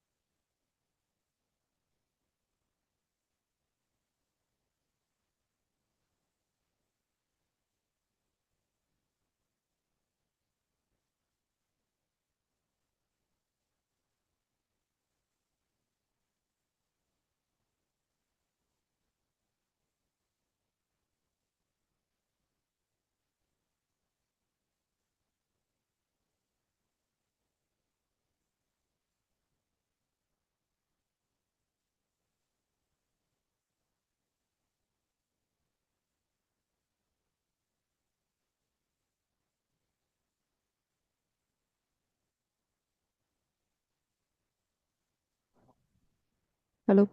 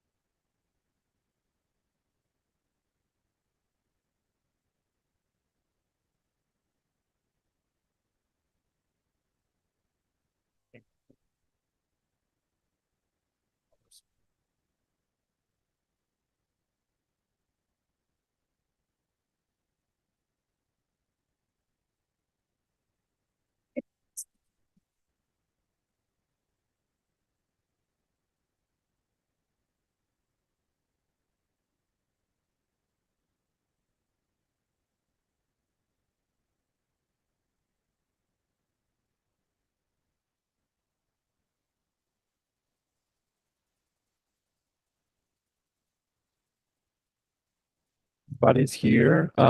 We are waiting for tech support. Actually, we have a couple of speakers joining us online, but we need this to be set up, and there's apparently no support so far.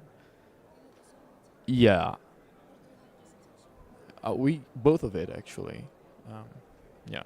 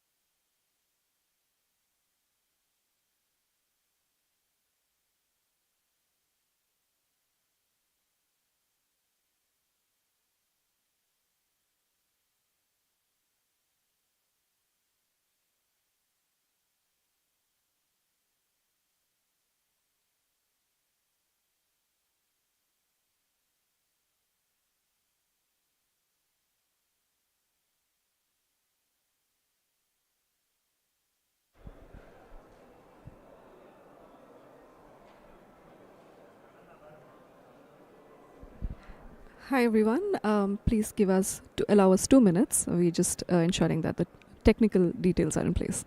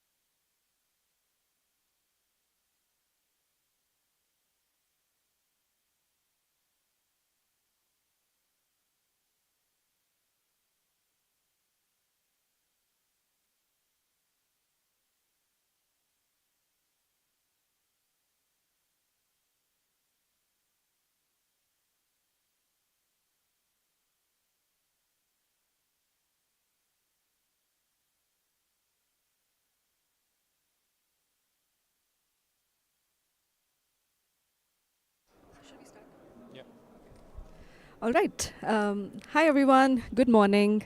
Welcome to our session. I am Ahita Gangavarpu. I'm the coordinator of India Youth IGF, and I also work in the cybersecurity domain back in India. So our session is titled Democratizing Access to AI with Open Source LLMs, Large Language Models. It's a 60-minute session where we have ample time for audience interaction. So when we talk about, although before we start, we have a few speakers offline, but we do have a few speakers online, including our online moderator. So when we talk about democratizing access to AI, we're talking about making sure that artificial intelligence technologies and resources are accessible to a broad range of people, not just to the large corporations, governments, or the highly skilled participants. And the goal is to ensure that everybody is empowered, even the small businesses, educators, researchers, and organizations from all backgrounds, all economies, and they benefit from AI. The development and dissemination of AI, particularly the large language models, are increasingly dominated by major technology companies right now. And that does raise certain critical issues around access, control, and equity. Now, with proprietary models that are accelerating innovation, economic gain for some, they are also risking consolidation of power and limiting the technological diversity. So when we speak of open sourcing LLMs, we are looking at it creating a pathway to democratize AI, potentially reducing the costs and fostering innovation by enabling more and more stakeholders to participate in the development of AI. So today's discussion is going to be focusing on the strategic, economic, and social implications of open sourcing AI, LLMs particularly, and the potential to counteract monopolistic controls and encourage a broader distribution of technological and economic benefits. So before I start, I'd like to introduce you to our panel. I am Ahita, but I'm joined by Daniele, who's working with ISA Digital Consulting. I also have Abraham from PAYAG. Online, we have Yug Desai, who's the moderator, online moderator from the South Asian University. We have Purnima Tiwari, who is the rapporteur for our session, as well as our speaker, Melissa, joining us remotely, who's working in the Innovation Cabinet, Dominican Republic. Thank you all for joining us, and I now start off with our discussion. Very first policy question is to Daniele. How does open sourcing influence innovation rates within the AI industry? And what are the long-term implications of open source AI on the structure of the tech industry itself? Thank you so much, Ahita, for presenting me today. I'm so glad to be here to discuss this very important topic. Everybody right now is talking about AI. Open source has been around for a very, very long time, and the narrative is being, in a way, of course, influenced by these large big tech giants that we have just mentioned.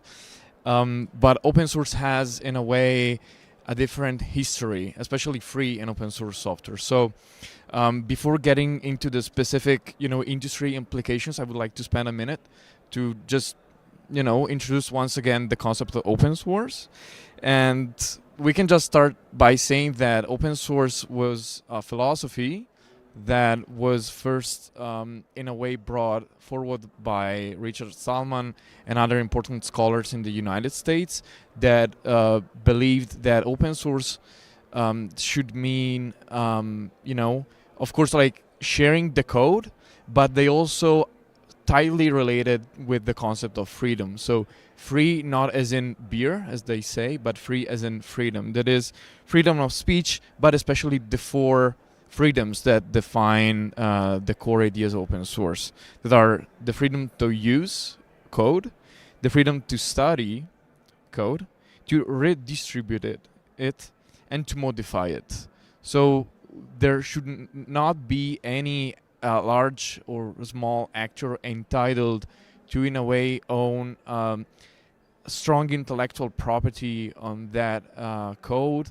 And this, of course, is an idea that can benefit so many actors, from the smaller to the larger, but in a way can enable others to join the industry as well. So when it comes to the AI context, I think I had a few slides. I don't know if tech support can put them on. But we are talking about specific solutions and software that are always created by two different parts. So there is not only a general idea of open source software. We are talking about models and weights. So there are mainly, when you produce a model, there are mainly two files. One is about the weights and one is about the model itself. So based on this, the open source initiative published the free and open source idea that defines both models and weights to be fully open source. So anybody that can access a truly open source LLM has access to both the model and the weights. That is also the result from the training of the dataset used to train that model. Then on the other side of the spectrum, at the very opposite side, we have the idea of a fully closed model. When you are just maybe accessing it through APIs or anything like that, but it's already in production. It's not something that can be, in a way, inspected, modified, and redistributed, right? And in between those models that have been defined as open weights, where, there are of licensing where you are, as a researcher, maybe allowed to explore either the model or the weights again, but are not really entitled to use it as for commercial purposes.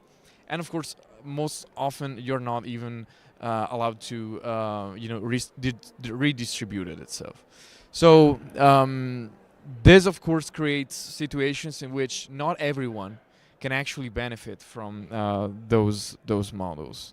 And again, I would like to stress that the only definition that is truly compliant with open source as free and open source software as we know it is the one that embodies all four freedoms as defined by the thinkers of the free and open source thought. So I don't know, again, if we have slides. I don't know about my timing right now. But again, we can think. Next slide, please. Yeah, here you can see the the frameworks I was talking about. Different licenses, and not all providers actually have the same models and the same licensing for the models they provide.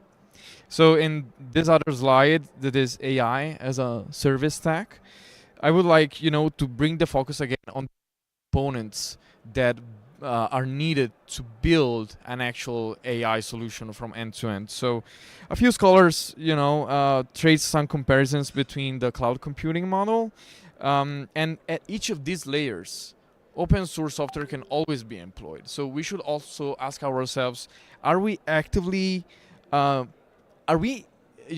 private entities or public entities and so on, are we really entitled to have something that is truly closed source, even if we are employing so many community efforts coming from the entire open source community? And so in a way, this can be some food for thought, thinking about the different steps that are in implementing actively AI solutions. And when it comes to actively industry impacts, we can also think of all the open source software that goes both at the AI software services, training and fine-tuning the models, down to the actual infrastructure that is needed to to have the computing power to have those solutions actively built, right? Because in the end, as the last slide shows it, please change the slide to the last one. Last slide, please. Okay, the last one. There is a supply chain that starts from data collection to data storage, data preparation, algorithm training, application development, and at each of these stages, the entire idea of having community supporting solutions that are open source can be something that can benefit also the private sector. So again, this is an entire invitation to think in terms of who builds the software and all the different steps that are needed to get to it, and how technologies that are already around there can actively help in achieving truly open source models. Thank you. Thank you so much for your points. I would actually begin Melissa here, who's joining us remotely, to answer the same question. How does open sourcing influence AI innovation in the entire industry, and what are the long-term implications? Melissa, over to you. Okay, can you hear me well? Yeah. Perfect. Good morning, everyone. So yeah, my name is Melissa Munoz, and I work as the Director of Innovation at the Government Office of ICTs here in the Dominican Republic. And basically what we do in Optic is using technology to improve lives and make everyday interactions with government more efficient, inclusive, and even more enjoyable. I wanted to answer this question, illustrating it with a case of what we're doing here in Optic. And one of the most exciting ways that we are doing this through our national AI strategy, in which a big part of that vision is DAINA. That basically is an open source AI system that in the future will make the government services faster, smarter, and even more personal. That's what we're trying to do. DAINA isn't ready yet. Right now, we are focusing on laying the groundwork with a project called Ciudadanía. Open source technology plays a key role in this project because, in our world, it opens the door for more collaboration and innovation. Ciudadanía is a way of building a strong foundation for DAINA by collecting and organizing the data and that we need basically to make it work. And how does it work? Well, we are collecting data from existing government systems like .gov, that is in person service points, and from online service platform Godot and the 462 line. And these systems let us passively gather insights of how citizens interact with public services. We have also set up a specific interaction points where people can actively contribute to the data, things like how they phrase requests, questions. And this isn't about collecting personal information at all. It is about understanding the way Dominicans communicate so the AI reflects our culture and our language. And this is a collaboration between government, citizens, and local universities. The universities help us basically to ensure that the data is accurate, well-structured, and aligned with privacy standards. What is interesting about is how open source doesn't just fuel innovation itself, but it also changes the structure of the tech industry, especially in smaller economies like the DR. And by using open source frameworks, what we are breaking is the dominance of the big tech companies. Instead, relying on their tools, we are creating solutions tailored to the Dominican Republic specific needs. For us, that means building systems that understand Dominican Spanish, that is different to all Spanish, and reflect on culture, solve local challenges. But the potential doesn't stop there. Specifically, open source means that other Spanish-speaking countries can learn from what we're doing, and that's what we're trying to do, to escalate this regularly. And Ciudadanía could inspire similar projects in the region, fostering cooperation, creating a shared path towards a more inclusive AI development. And open source isn't just about influencing innovation rates, it is about basically fundamentally reshaping how technology serves people. That's what we take in the DR. And our current work with Ciudadanía and our vision for TAIN at the end shows how open source principles can empower governments too, and also engage citizens and create opportunities for the mother economy to thrive. At Goptic, we believe that technology should make life simpler, that's ultimately happier, and open source is a key tool to achieve this vision and create a more inclusive and accessible and people-centered tech industry. Thank you. Thank you so much for your points, Melissa. You also highlighted on certain initiatives. I would now before I hand over the question to Abraham, I actually would like to introduce Bianca, who's joined us. Thanks for joining. She's from CTS FGV, Brazil. So the same question applies to you, Abraham, and after which we would like to take a comment or a question from the audience before we move on to the second policy question. All right, thank you very much for this session, and I'm very happy to join this section. I'm from the Global South, especially in African context. So I'll be speaking based on that context, and we understand how open source in terms of the large language models can help us. When we say the impact of innovation rate, I'm going to highlight some few points, then we discuss about see how it is going to help the African context, the Global South context. In terms of influencing innovation rate, what we see in Africa that we have the democratization of AI development, which means that there is a very low cost in terms of using the open source system. You know, in Africa, getting funding for startup researchers in terms of developing AI systems is very hard. And we don't have large systems, large data centers, so investments have to go through before we get that. So this open source AI systems is helping young people to bring out innovation because they can tap on such system at a very low cost or very low rate so that they can improve upon development. Let me also go into fostering collaborations. Basically, the world is changing, and everything also evolve around technology is now moving into AI. And we cannot focus on advanced countries and also not look out into the local countries. So at least open source systems is helping the people from the Global South to make sure that at least they also provide source of data which can improve the other regions and which the other regions can also tap upon. Imagining in Africa now, there are some countries creating a policy document. So let's say startups, business people who need to get information about which policy, I'm doing this kind of government contract. I need this policy, which does this law policy regulate and that. Now these AI systems, people are feeding in data on it. They connect it to open source AI systems, AI tools, which also helps. So if someone is in Europe who want to get an idea of business or some regulation policies in Africa, because there is a collaboration between Africa and Europe, they can be able to get, and also Asia and other American countries. Let's also look at addressing local needs. These AI tools that we use, basically in terms of, let me come into multilingualism.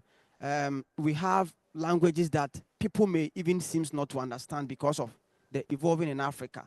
Now, collaborating these AI tools in terms of addressing local needs means that there are some needs that it may be in the context of global South and Africa, which may not be a need in Europe. So whilst we are talking about this in open source system, it helps us to understand that we need to localize some kind of documentation, some kind of data, which will help us in the global South context. Let me also move into assessing some kind of investment that we need in Africa. These large language models helps so much to understand the context that there is more investment in there, but there is no much investment in Africa. So Africa is really very happy that at least we can tap this open source AI system from advanced countries to also improve on our livelihood. Now, let me go to some long-term implementations, which will help the structure of the tech industry. And I'm looking at the tech industry around the globe and also specifically moving into the African context. There is a growth of local AI ecosystem in Africa because now we are now tapping. Despite all this, in the policy implementation, ethics has been a very difficult time because I know Europe and some other countries have developed their AI strategy document, and Africa is still struggling in that. So if there are some ethics that gives maybe global concerns, licensing people, helping people to tap into this open source, I think is a very good way that we can enhance the rate of innovation. And also monopolization. We see big entities having the data source and everything about OpenAI instance. Every system is now tapping from them. They have the large language models. They have everything, like the ChatGPT and other stuff. These AI tools is moving, and Africa is lagging behind.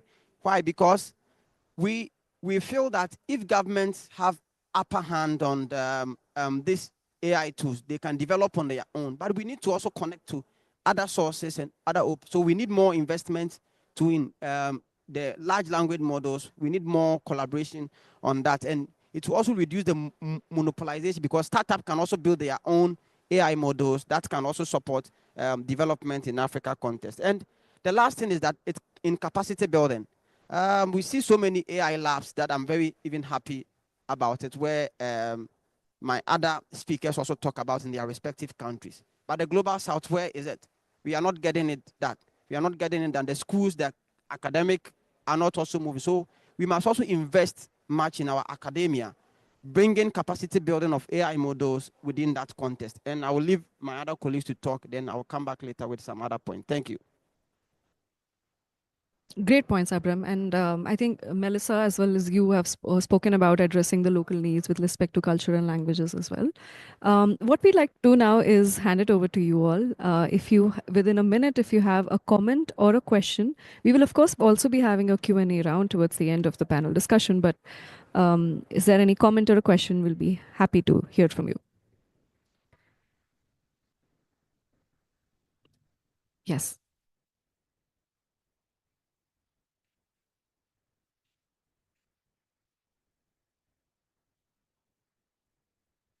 Meanwhile, Yuk, if there's any comment or a question in the chat or from the online participants, please let us know. Yeah, thank you for this. Thank you for this. My name is Lena, and I work with the Council on Tech and Social Cohesion and Search for Common Ground. It's a peace-building organization. So we work in conflict-affected contexts, and we are trying to deploy AI to build trust and collaboration. And you know, there's two challenges that I see. So you just mentioned ethics.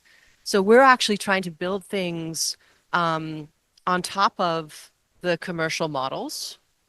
And then there's still a ethical question about where the data goes and how much we can be sure whether or not that data is being used or to train those models. And the second is, you just said, you know, Africa needs to build its own models, but the resources required to actually have built these models is because they had billions of dollars in investment, including from the Saudi government and many other places to make this an enterprise that will dominate the market and which will end up becoming a major revenue builder. So there's something a little bit almost naive about this idea that we can compete. You know, there's no competition unless you regulate the monopolies here.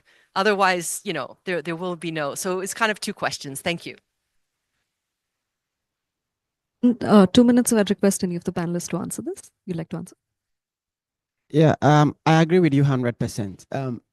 There is no competition in terms of this. That's why I was even emphasizing that we have to foster collaboration, because we need the global north data, and the global north also need African data. Despite that, we also have to encourage our government and member states in global south to also have some investment, as you said, in the infrastructure. What I want to address is that the building of our local needs is where I was much emphasizing that. Let's say the global south cannot come and build the data sources that we need locally. So let's say we have some language models in Africa, Swahili, let's say Arabic, French, and other stuff, Portuguese. All these things address local needs in some African country context. So if we Africans are not making it up to also build some context that can connect to the large open source systems, we may be lacking behind.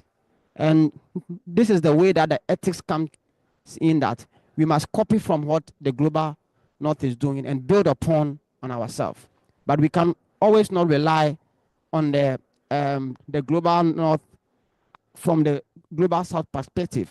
We must understand that we need to also build our own data models that we can use it to share with the other continent that can improve our AI development and AI policy. So this is how I was addressing that context, and I hope I have answered your question well, because you made a very clear point based on the investment in ethics, investment in infrastructure. And I really agree with you, because Africa is lacking because we don't have that infrastructure, and we must also all rely on the global north. But in relying on global north, we must also contribute to the global north perspective by providing data that address local needs so that everyone can tap in information when they need according to the AI development. Thank you. Is it okay if we just pick the question in 15 minutes? We have, we'd move on to the second set of the panel discussion, and then we'll pick it up again. Well, the question I want to ask is directly related to the monopoly competition issue. So please go ahead. Okay, so I'm disagreeing with the last question. I thought the whole point of open source was that it was open, and that you essentially are sharing. So if you've developed a model, you've made all that capital investment, and if it's open source, which I understand that Meta is halfway there, or maybe full, maybe the first presenter would like to comment on this, but the point is you can have access to that. You don't have to have the investment. You can use it. And regulation presumes that they are monopolies, and you're going to regulate how they, I don't know, how they sell it, which to me does not distribute the knowledge, does not distribute the capability. It is much better to go open source than it is to go through regulation. So I'm confused about how you're approaching this issue. So our next question is actually on monopolies, but maybe Daniel, if you want to just keep it under a minute to address this, and we can pick up the discussion in a few minutes again. Sure. Actually, I was about to introduce some of the points that might help in that sense in this following question. But in a way, I agree on the fact that open source is a tool, is a philosophy that can help in not really not systematically regulating monopolies, but for sure sharing the knowledge and giving the opportunities to other actors to again get the skills and not being blocked by specific intellectual properties on that. So this is a way to do it again, and Meta is, again, as you said, halfway there. they have Llama as an open weight model, so it's also not always some flavors of it are not commercially available. They are available for example, researchers to use it, but mm, only in some contexts the models also from other providers are allowed to be used in a commercial context. But again, let's always think about the skills and the resources needed to build those models, and if if some actors are really, should be entitled, really put a fully open source definition on that, because there is an entire supply chain, and we I would like to avoid some, let's say, open washing of things. We need to, really categorize things and call them with the right name. Hope that was a answer, could answer some of your doubts. Thank you. All right, thank you. Thank you so much for your question as well. I would now like to request Yug. Yug, can you confirm if you can hear me? Yes, I can hear you. Perfect. So Yug Uh, will be taking care of the second segment of the discussion. So I hand it over to you. yeah, before that, I think there was a hand raised in the online audience. So I would like to pass the floor to Raj Jahan if he has anything to add on the first policy question related to innovation and open source.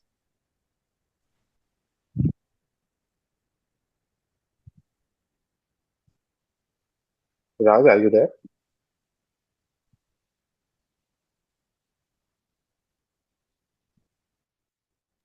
Okay, it seems he's not able to speak right now. So let's jump to the second question, and we've already sort of gotten into it already. But so the second policy question is: in which ways can open source models prevent a few large entities from monopolizing the AI landscape, and what governance structures could be necessary to manage this?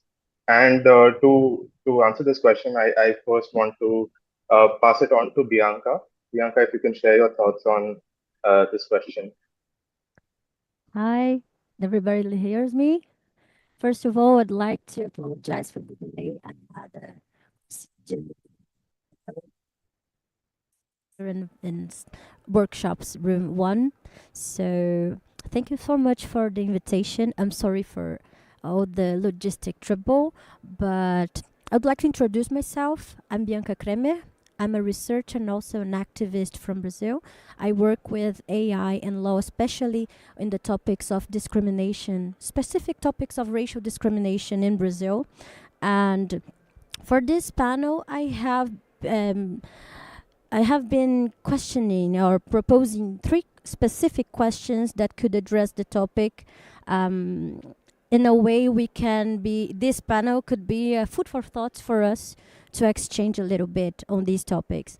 So, unfortunately, I lost the first part of Daniel's presentation, but I observed that he could bring a good opportunity for us to understand the supply chain of LLM.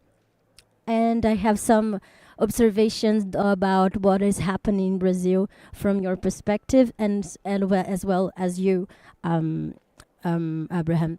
So the first question is, I like to take some steps back so we can move forward on the topic. The first one is, what actually are we talking about when we talk about open source LLMs?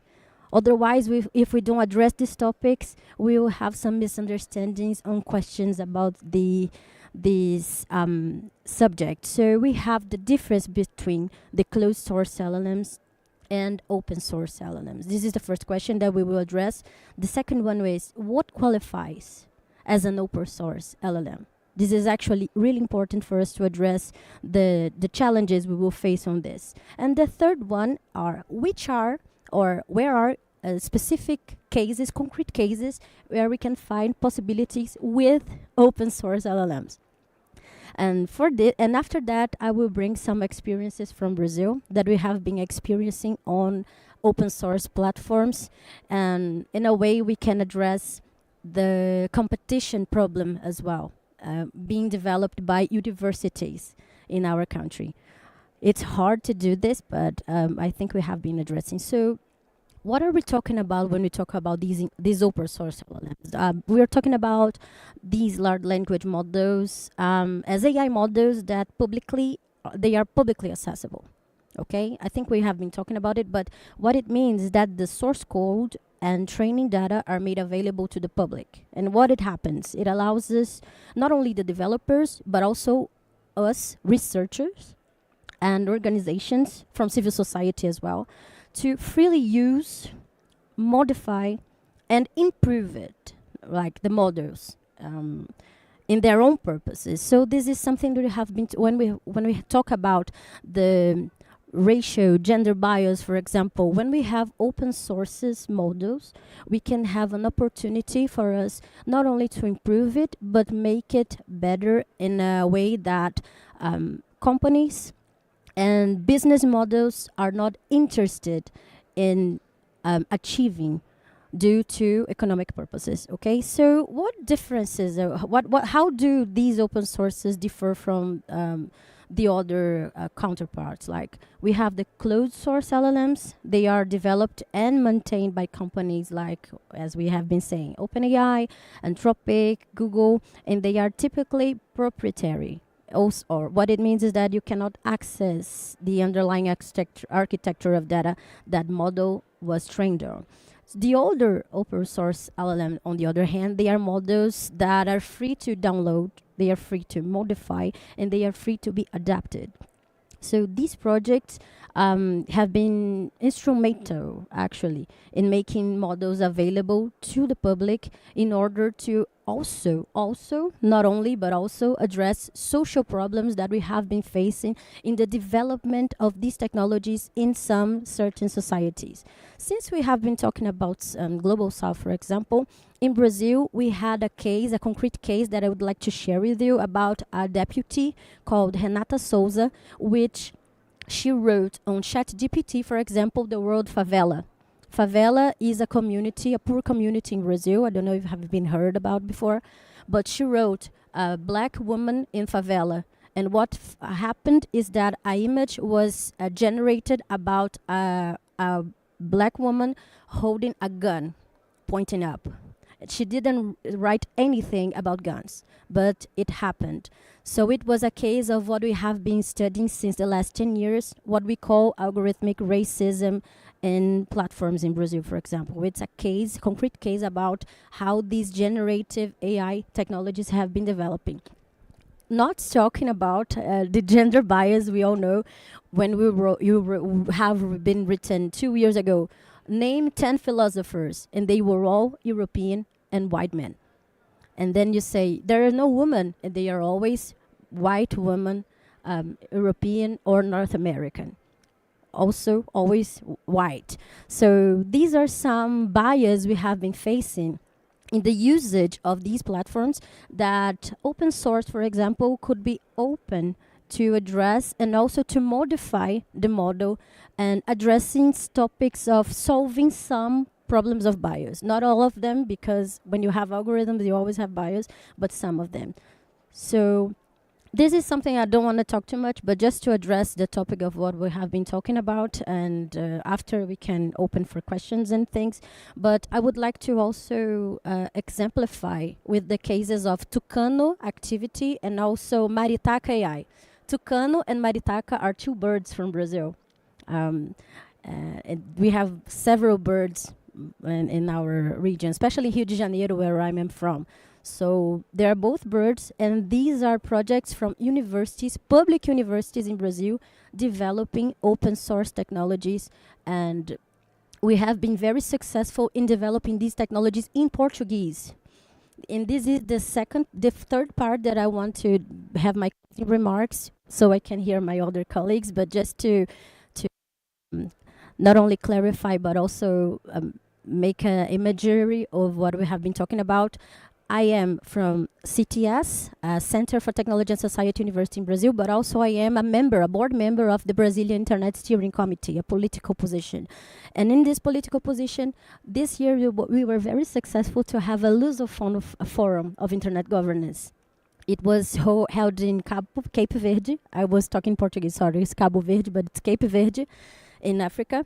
And a lot of members from the Portuguese community have been discussing the topic of how to build technologies, and why not discuss the development of LLM technologies in Portuguese in a broader community, in a broader perspective. And it's even more dramatic for us because when you go to African countries, Lusophone African countries, for example, they speak Criollo among them others, much more than Portuguese. So this is something I have been talking about. It's also a matter of sovereignty. And just to address the topic on the first place, I would like to thank you for the attention. Thank you for the opportunity. And I keep myself open for questions and to exchange with my colleagues.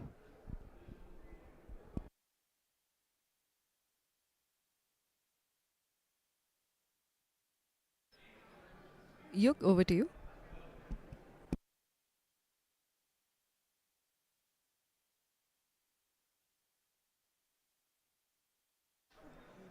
Yeah, maybe I'll take it over, Yug, since we cannot hear you.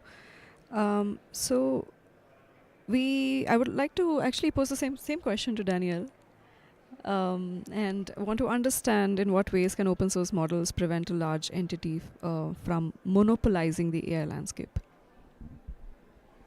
Thank you for the question. I will be honest and critical. I think that technology licensing itself cannot really alone prevent large actors from taking over in that sense.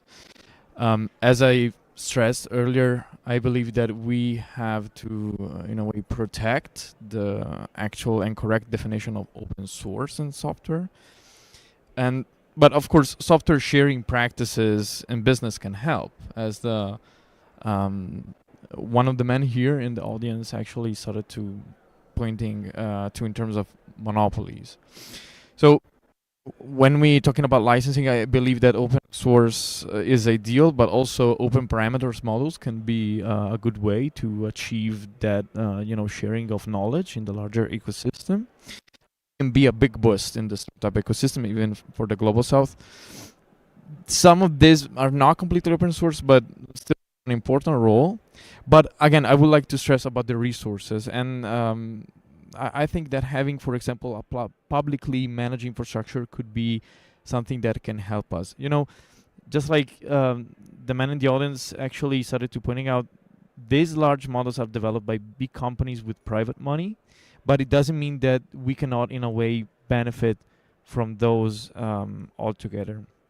So not all businesses, especially SMEs, can employ these models. Global South is poor in terms of computing power, and therefore does not have enough power to train these models, right? So then fundamental infrastructure there is lacking, and in that sense, this makes all these models not inclusive from the real beginning, because we are not including researchers and civil society organizations that could provide good input also in the sharing and the management of that infrastructure, right?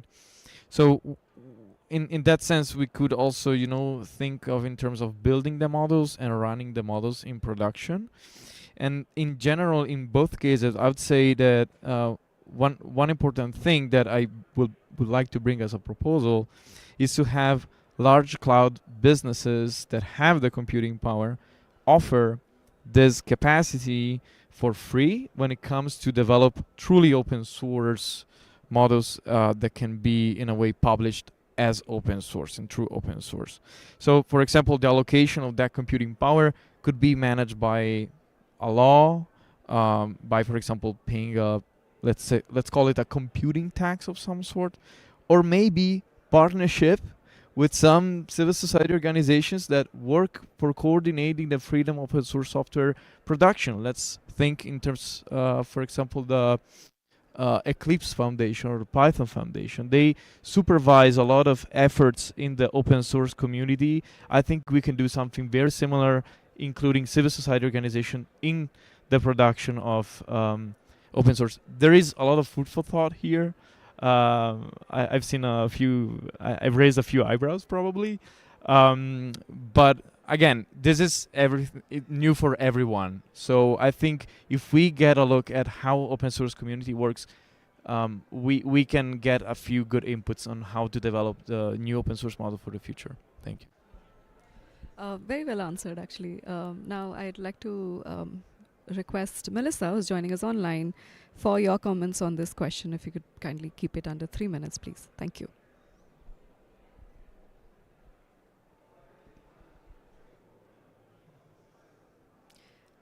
I think we're facing some issues. We can't hear the online participants.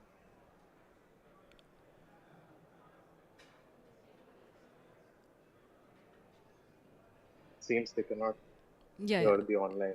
Yeah, I think you're all audible now. Please, Melissa, over to you. Can you hear me well? Yes. Okay, perfect.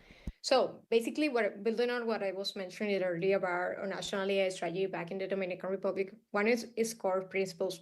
Basically, is achieving technological and data sovereignty, because this may ensure that the tools, systems, and data we create remain under national control, protection both our public access and privacy for our citizens. And that's what we choose to develop, in this case, or LLM, Ciudadanía data entirely from scratch using open source framework, where platforms like, for example, GPT-4 are robust. They come with significant risks and dependency and data exposure.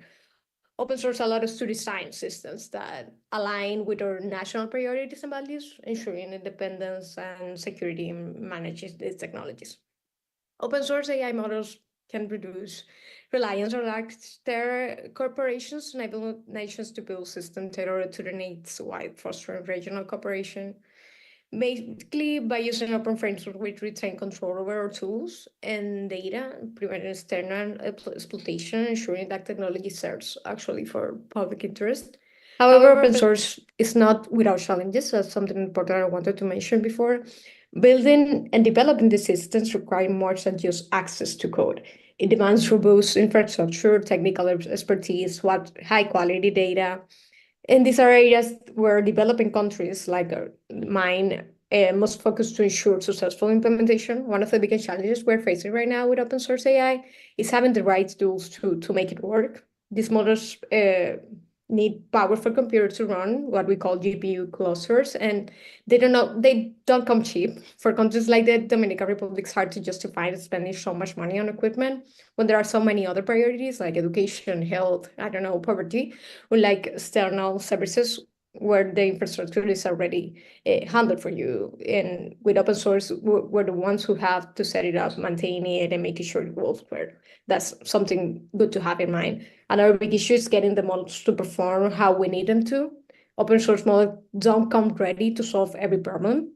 They are like a blank canvas, so you need to put in the effort to fine-tune them, to teach them how to understand their specific needs, and that takes time, expertise, and yes, more money that we, of course, don't have in the global south, as the one fellow was speaking before. And there is a blurring also with the data. A lot of data we have in the government systems messy, is all scattered, and it's not always useful. For a project in Ciudadanía, for example, we have to work hard to clean it up, this data, and combine it with new information we collect on different government platforms, as I was first illustrating. And we have also set up places where citizens can share how they talk and ask questions so that the AI can build and truly understand our cultural language. Finally, the cost of keeping everything running. Open source sounds great, but because you are not paying someone else every time you use it. But the truth is, it's still expensive to keep systems working over long term. You have to upgrade the hardware, fix issues, make sure it can handle more users as it grows. And the reality is, open source AI isn't something you just turn on and forget about it. It needs investment, planning, teamwork, and that's why we are looking for partnership in the DR with other countries and trying to make it regional with international organizations too. And so we can share resources and make open source AI a solution that works for everyone. And that's it on my part. Thank you. So much, Melissa. All your points have been noted. I would now, given that we are a little short on time, we would like to open the floor for all of you for our interaction. But before that, I'd like to pose a question to all of you. What specific risks do you see open sourcing pose? and such as it could be the increased potential for misuse or reduced incentives for large-scale investments in AI research? And how can these risks be mitigated while still promoting open development and harnessing the opportunities? The floor is yours. Do we have anyone who'd like to add a comment or a question? Yes, please.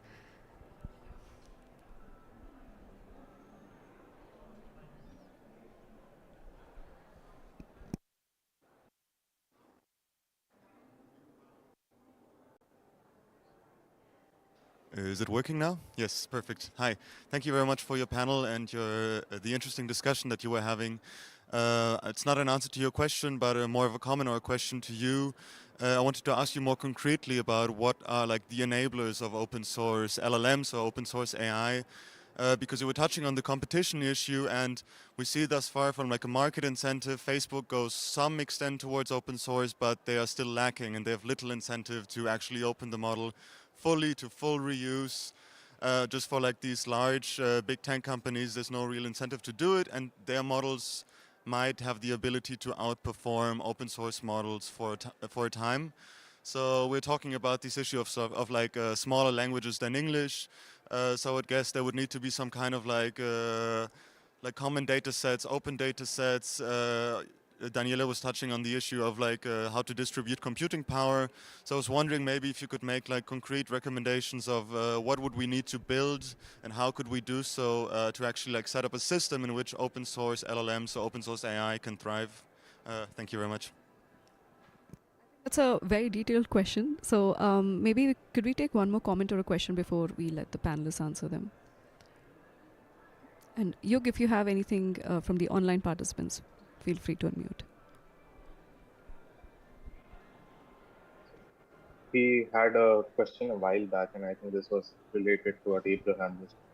How do we ensure cultural nuances from Africa are included in these models, as well as sovereignty is maintained?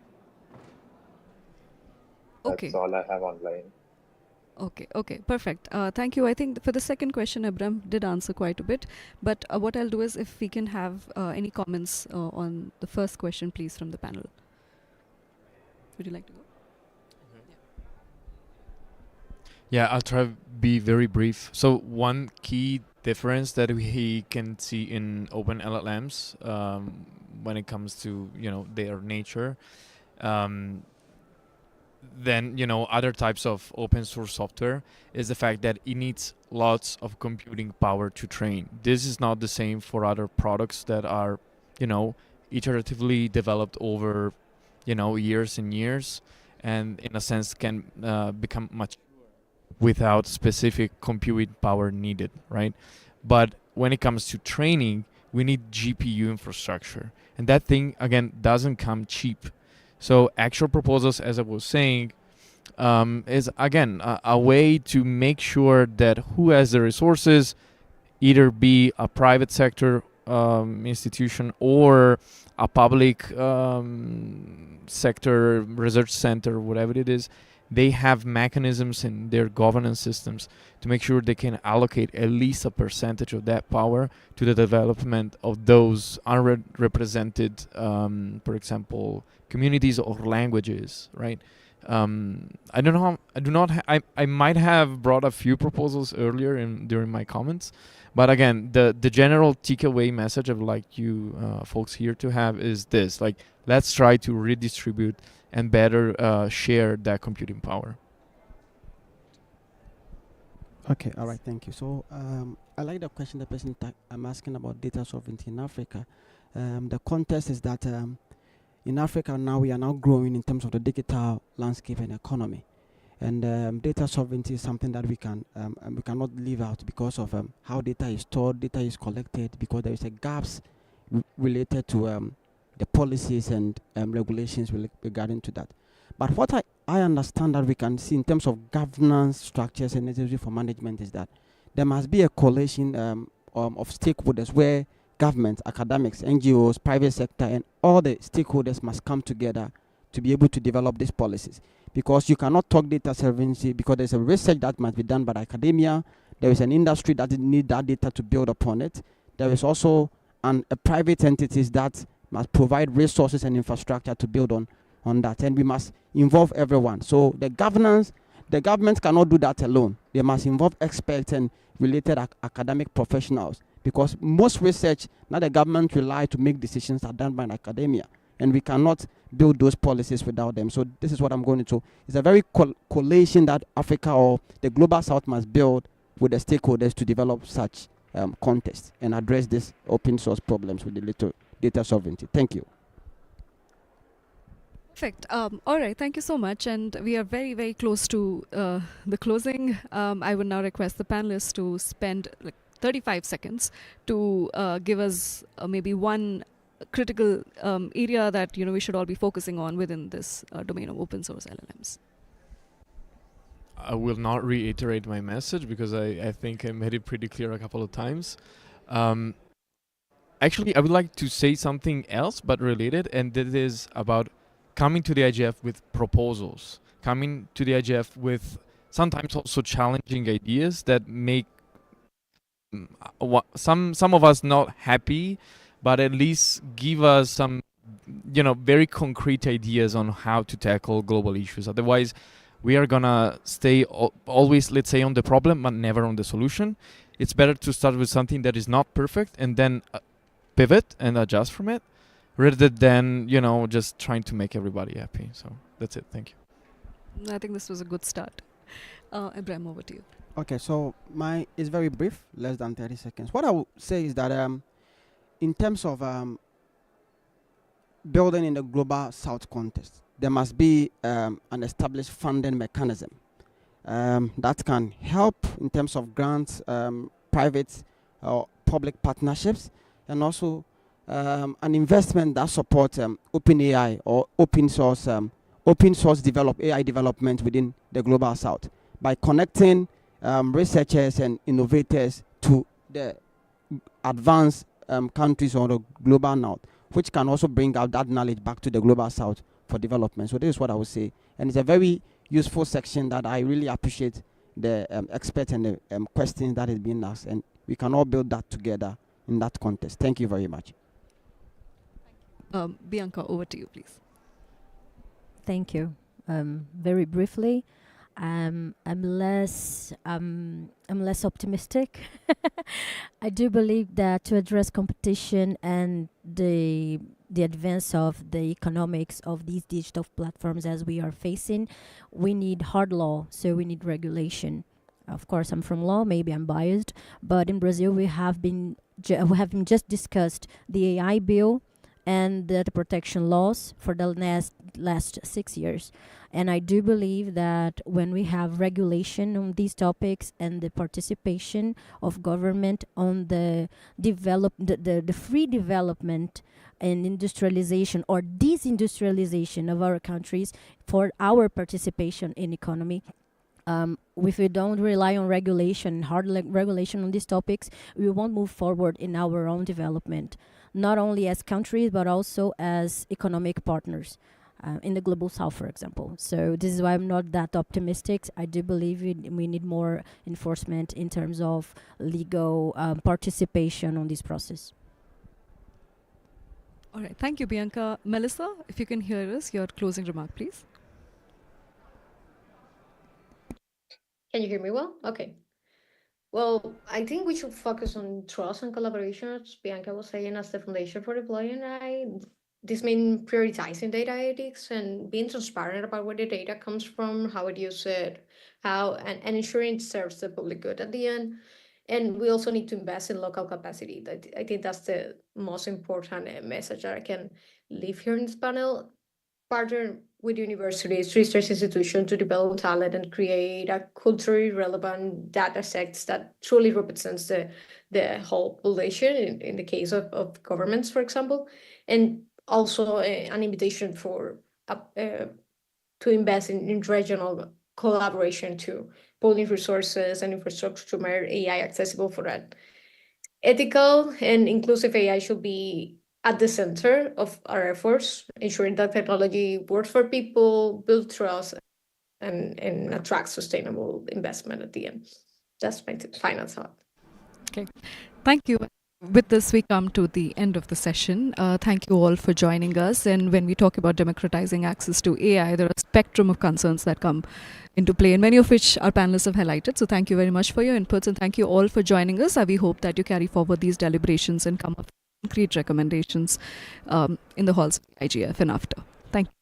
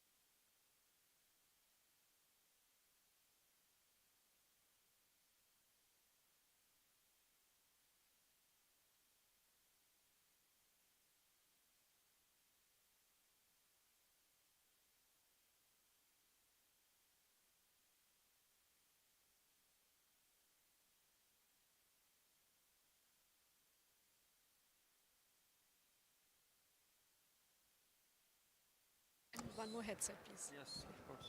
Check it.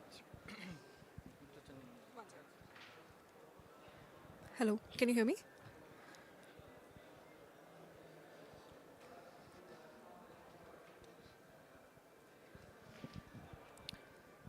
Am I audible?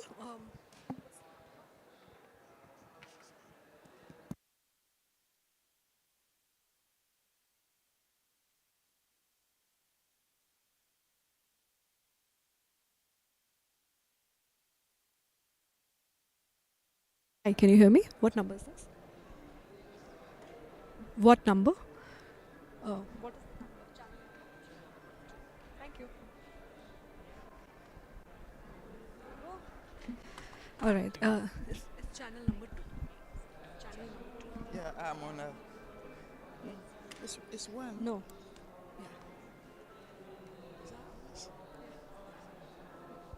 This doesn't sound good. Yeah, then you talk.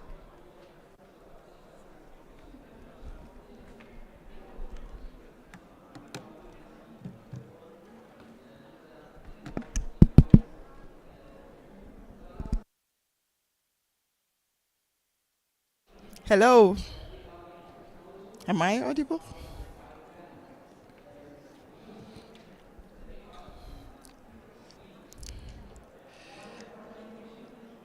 Good afternoon, everyone.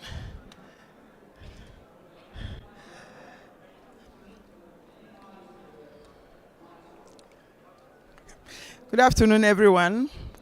It's an honor to welcome you to this very important discussion, promoting children's rights and inclusion in the digital age. Today we address one of the most urgent challenges and opportunities of time, ensuring that children, who are the most vulnerable members of our society, are protected, empowered, and are included in the ever-evolving digital landscape. The journey towards child online protection has been one of the progressive one and very awakening. The Child Online Protection Initiative by the ITU laid a foundation with its 5 strategic pillars, which were inspired by the global cybersecurity agenda.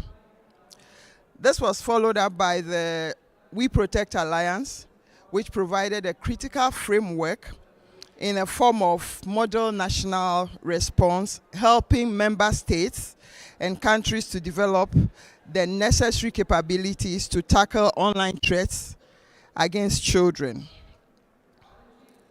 A groundbreaking milestone came in 2022 with the release of the UN Convention on the Rights of the Child, General Comment number 25, on children's rights in the digital environment. This document effectively dispelled the notion often cited in developing countries that child online safety is an emerging issue. It offered us a global standard to reframe child online protection as a universal and urgent obligation. However, as we reflect on the last 2 decades of digital transformation culminating into the next year's WSIS plus 20, we must acknowledge that child online safety is now critical than ever. At the beginning of digital age, the issue was not as pronounced as it is now. Today, however, the risks are real, persistent, and evolving. We cannot afford to fold our arms or throw them in the air in despair. The stakes are too high, and the future of our children demands action, innovation, and accountability. We already possess the tools, the frameworks, and the collaborative mechanism to protect children online. But these must be implemented with the intentionality and commitment thereof. The way forward requires a paradigm shift towards safety by design, privacy by design, child rights by design. those forming the fundamentals. These efforts cannot succeed in isolation. The complexity of the digital landscape demands robust multi-stakeholder approach, bringing together governments, tech companies, civil society, the community or the society at large, and the children as main stakeholders to the discussion table. At the same time, we must resist the tendency to combine children with youth. Children require unique protection, tailored strategies, and a recognition of their peculiar vulnerabilities and rights. To help us unpack this conversation this afternoon, we have 5 experts for the panel discussion. We have, I will give them the floor to introduce themselves, a minute each. We have some online, so it's a hybrid format we're using. We have Naha, Janatu, Gabriel, and Samaila. So Ahita first. Thank you so much. Hi, everyone. Good afternoon. Good to see you all post-lunch. I am Ahita. I'm the coordinator of India Youth IGF. It's a platform recognized by the UN IGF that works extensively on empowering young people in the space of internet governance in the country, in India. And in that regard, there's been a lot of interaction with young individuals across the country from different cultures and economies. And I hope to present that perspective today in our discussion. Thank you.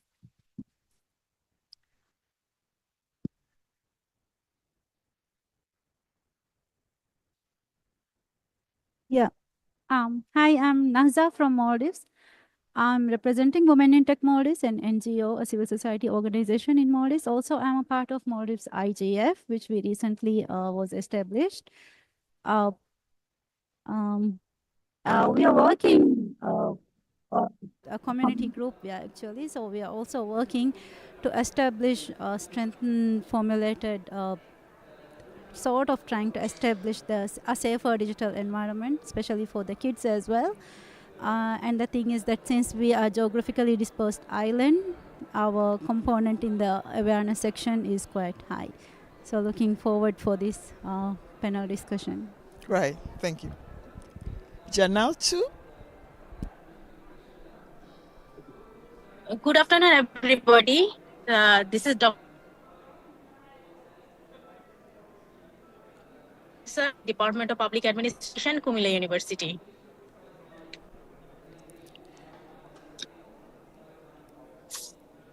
Okay, Gabriel?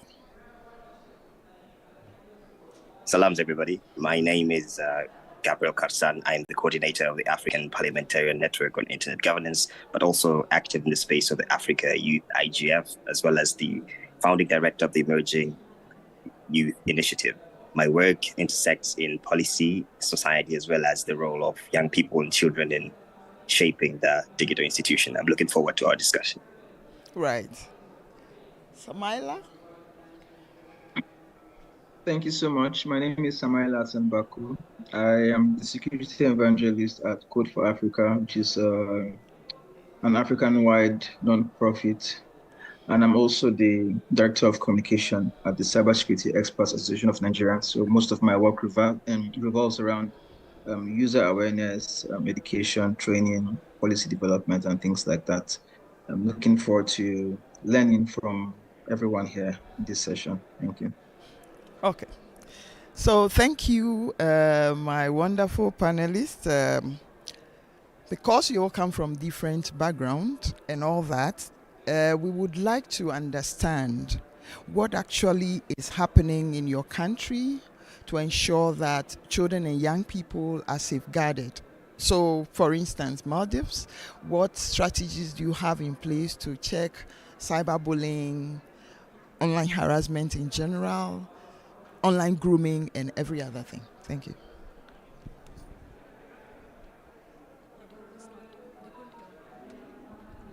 They didn't hear?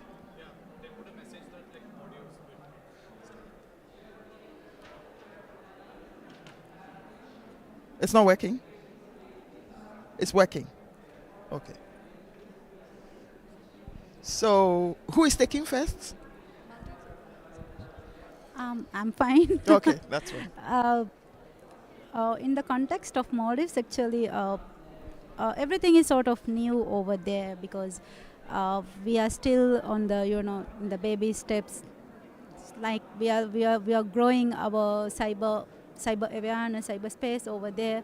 So like I said before, as we are in dispersed in small islands and all, reaching out our communities is always a challenge for us.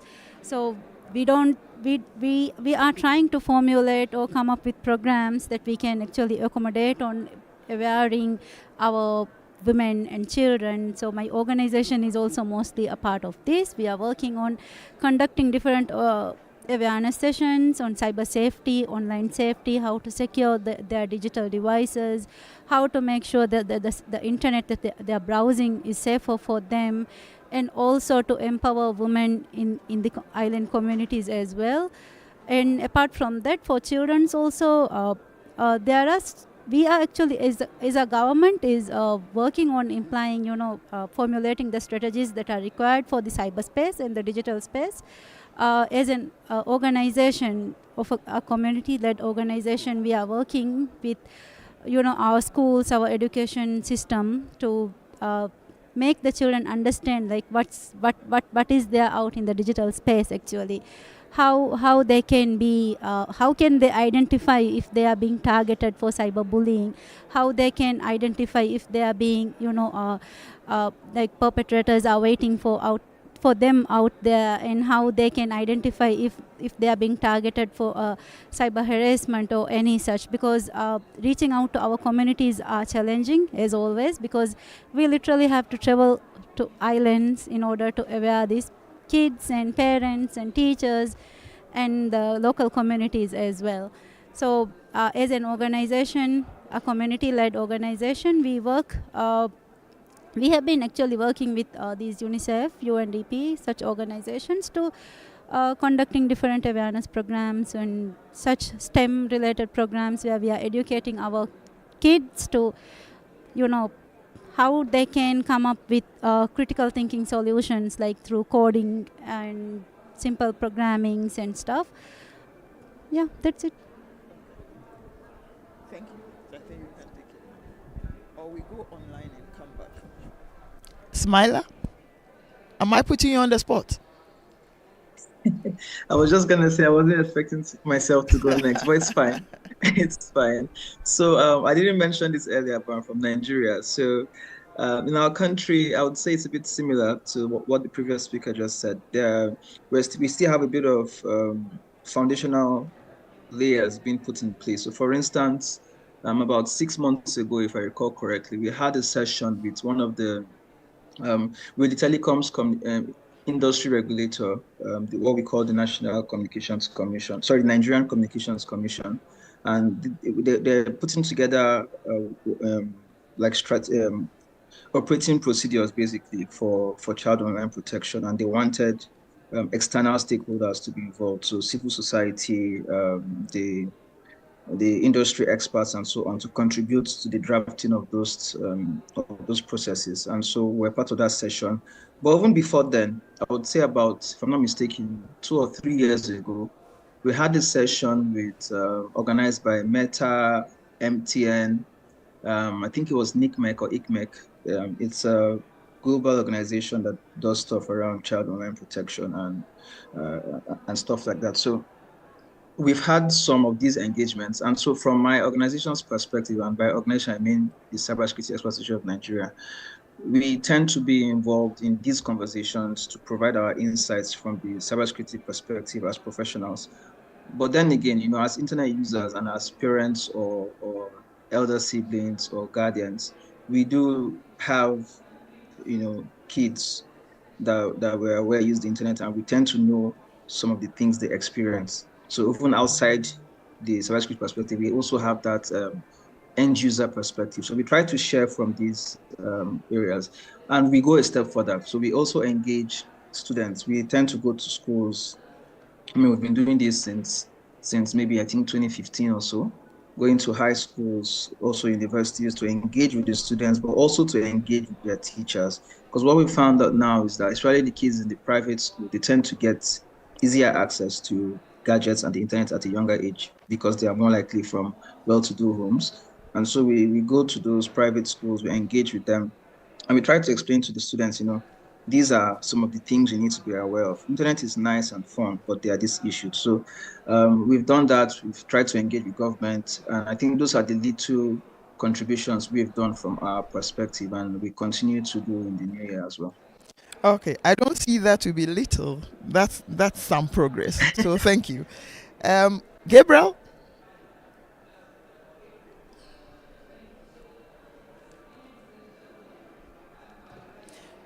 If we don't have Gabriel ready, can we have Janatu?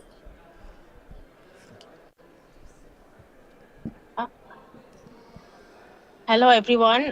This is Jannatul Firdaus. When it comes to our case, in this digital age, the whole stratosphere of technology and the internet. Hello? Hello? Is that Am I Gabriel audible? speaking? Yes, I was speaking. Gabriel, can you please pause? Janatu has taken the floor, so wait for her to finish, then you take it up. Thank you. Okay. Hello, everyone. My topic is the future of learning digitalization in primary education for sustainable development in Bangladesh. Here, I would like to express the entire challenges regarding digitalization in primary education. And globally, the digital transformation of education is changing the learning experiences, pedagogical approaches, and institutional administration, integrating the newest digital resources into the educational institutions aims to establish a networked environment that enables students to learn in a digital format.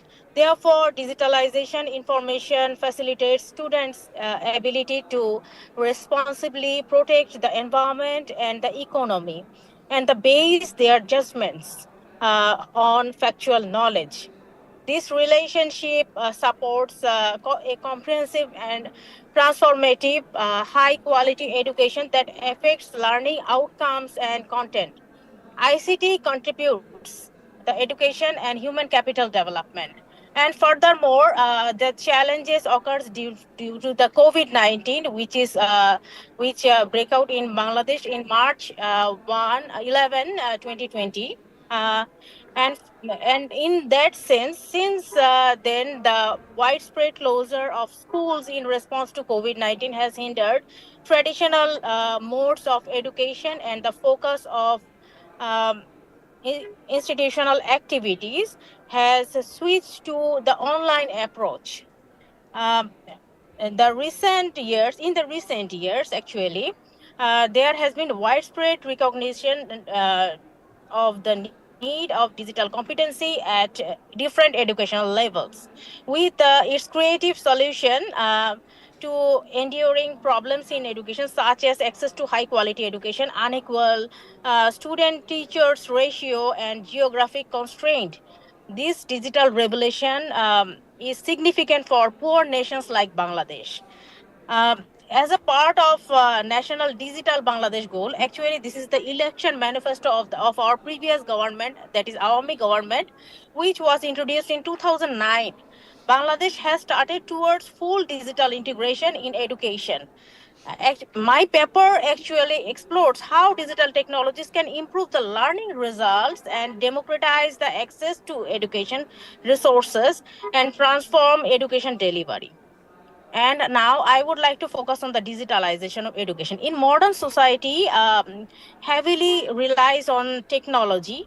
The digital revolution of actually in Bangladesh perspective, it was 1990s. Here, in that year, the education system digital transformative approach were taken into account. Digital education integrates electronic content, e-learning, VR, and social media to modernize teaching and foster digital maturity. Innovations like Janatu? Janatu, Yes, I think you would have to pause there for now. We're focusing on what strategies are in place to ensuring that children and young people are not taken advantage of by predators. So what strategy do you have in Bangladesh that is seeing to cyberbullying, that is seeing to exploitation and abuse, and all other forms of abuse to young people? Do you have an intervention on that to share with us? Yes, I Okay, have. kindly go to that for us. Thank you. Okay. Each and every educational institution, there must be a sexual harassment prevention cell. Okay. And through this, it was actually developed in 2009 through a High Court directives that each and every institution must have a sexual harassment prevention cell. And through this, each and every organization forms a sexual harassment prevention cell with 5 to 9 members, where majority are female. And in most of the case, the cyberbullying is done on the perspective of the female, and the harassment cell always working on this to resolve this issue. And actually, this is the gender issue. And in other sense, we have lots of challenges like infrastructure. It's a pressing issue in perspective of Bangladesh, because the infrastructural capacity is not so good here. And if the government arrange a computer and the internet package, but there is lack of electricity in the rural areas of Bangladesh. That's a great challenge for Bangladesh. Okay. Thank you so much, Janatu. Gabriel? Okay, thank you so much for being with me. Yes. Just hang in there. We're coming back to you with 2 other submissions. Yes, thank you very much. Children in Africa are increasingly exposed to elements of cyberbullying, online exploitation, as well as harmful content. I might say this is a global issue. We are not immune, even though we are in baby steps of creating our infrastructure and our policies. We are not immune to the different vulnerabilities of the cyberspace, especially towards children. Now we have almost under 25 Africans who use the internet deeply in their day-to-day activities. It's shaping the culture, and this is seen with postmodernism as well as with social media.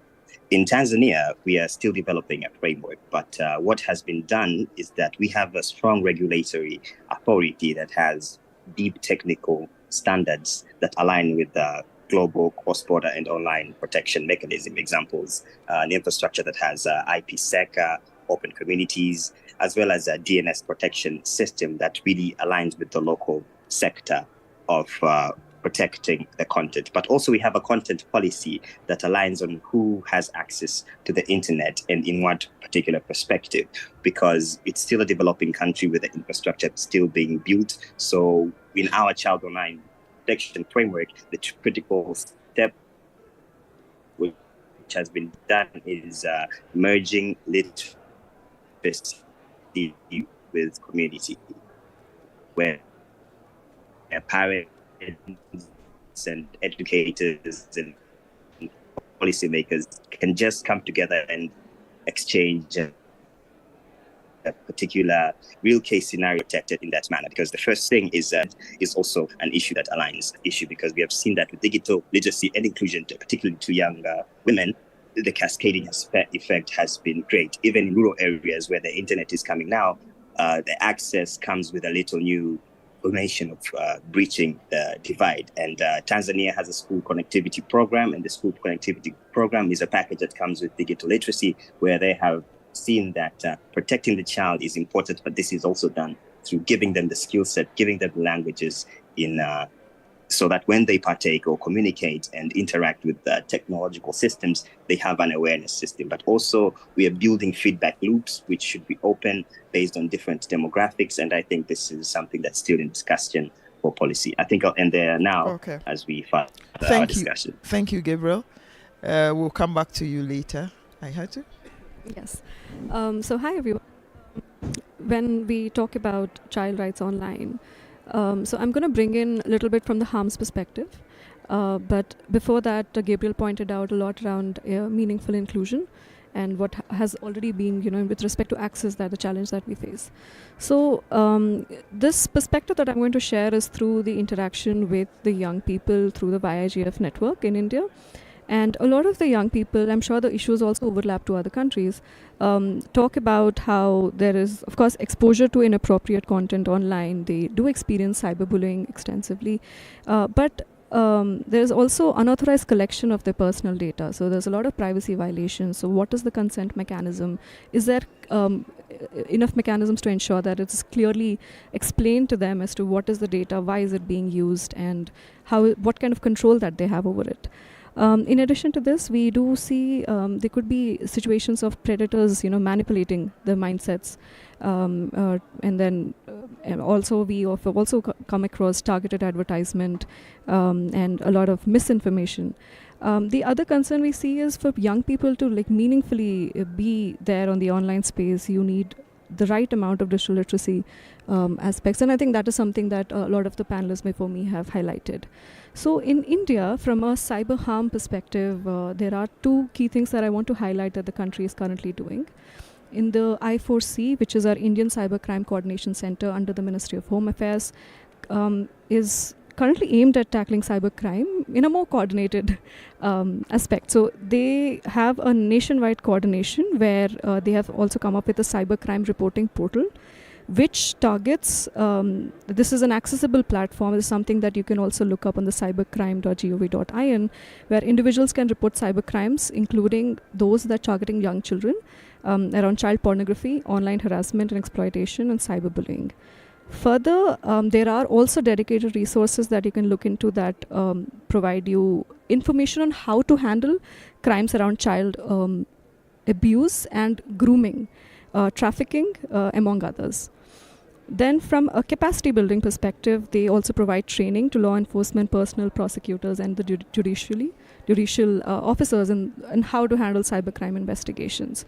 So among this, of course, we do require collaboration with global organizations, so they do ensure that there is best practice exchange with cross-border cybercrime developments. The last thing I want to highlight is the POSCO Act 2012 in India, which is protecting children under 18 from sexual offenses, including abuse, exploitation, and harassment.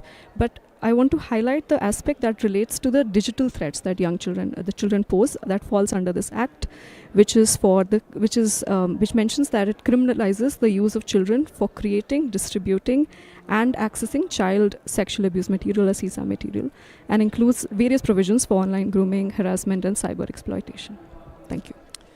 All right. Thank you for your interventions in that regard. I don't know if I should probe further, but then for the sake of time, we're going to go further. But I just want to correct an impression.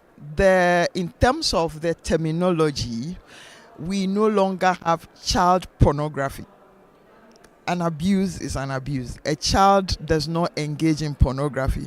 So as much as possible, let's change out. This is a platform we are educating people. So I just thought that I'll bring that to the fore. So we go with our next round of submissions, but then I'm going to merge the two questions. So if you give us what your country, for instance, what's India doing specifically to promote digital literacy among young people? Then you also tell us what, maybe there's an intervention to leverage on emerging technologies. What are some of those things? So you're giving me two perspectives. You're giving me digital literacy initiatives at country level to empower young people.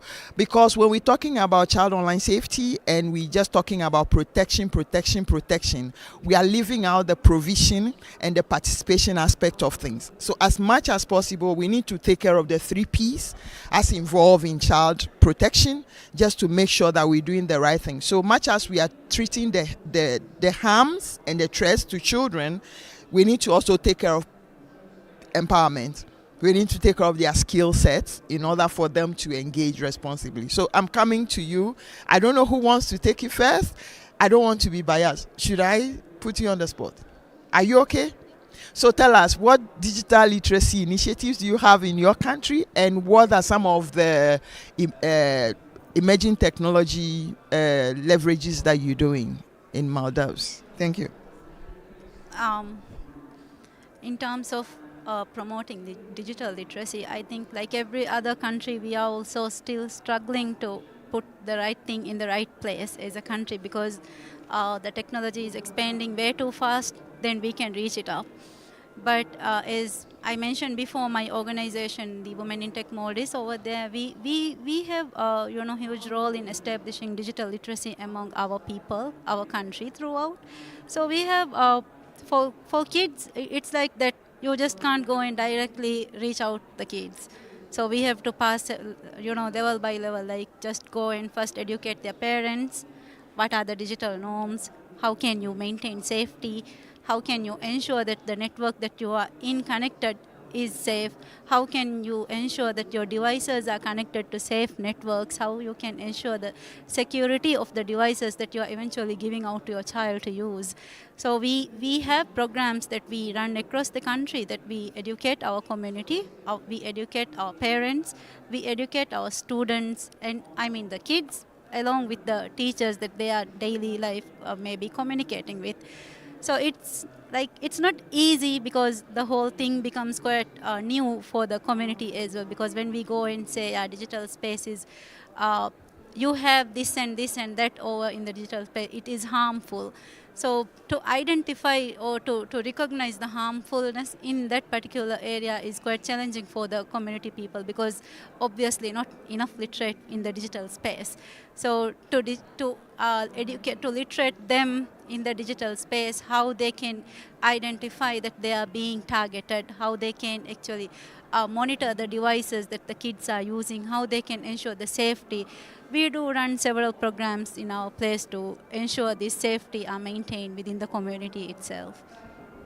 Okay, thank you. Gabriel, we're coming to you, but then I'm also interested in hearing these initiatives that are even in the local language, because sometimes it's not always English that the children understand. Do we have some of them in the local language? Do we have it in an accessible format? Say, taking into consideration children with disability, those initiatives, if they are happening in your country, we would like you to share light on that. Then we can pick lessons from it. Going forward, we can work with that. Gabriel, over to you. Thank you.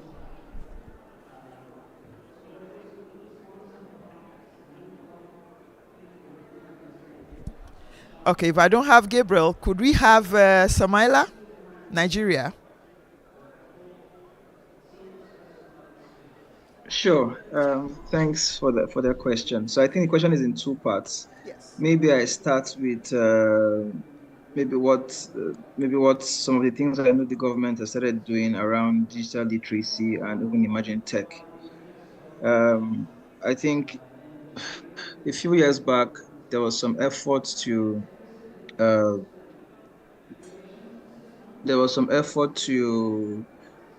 do some level of digitization when it comes to into the schools we have. So some of these interventions are not necessarily targeted towards just kids. It may also be the older children, right? So I know there's been effort, for instance, to provide power to universities using solar panels so that they can then leverage the technologies that are being provided in the school to improve their digital literacy.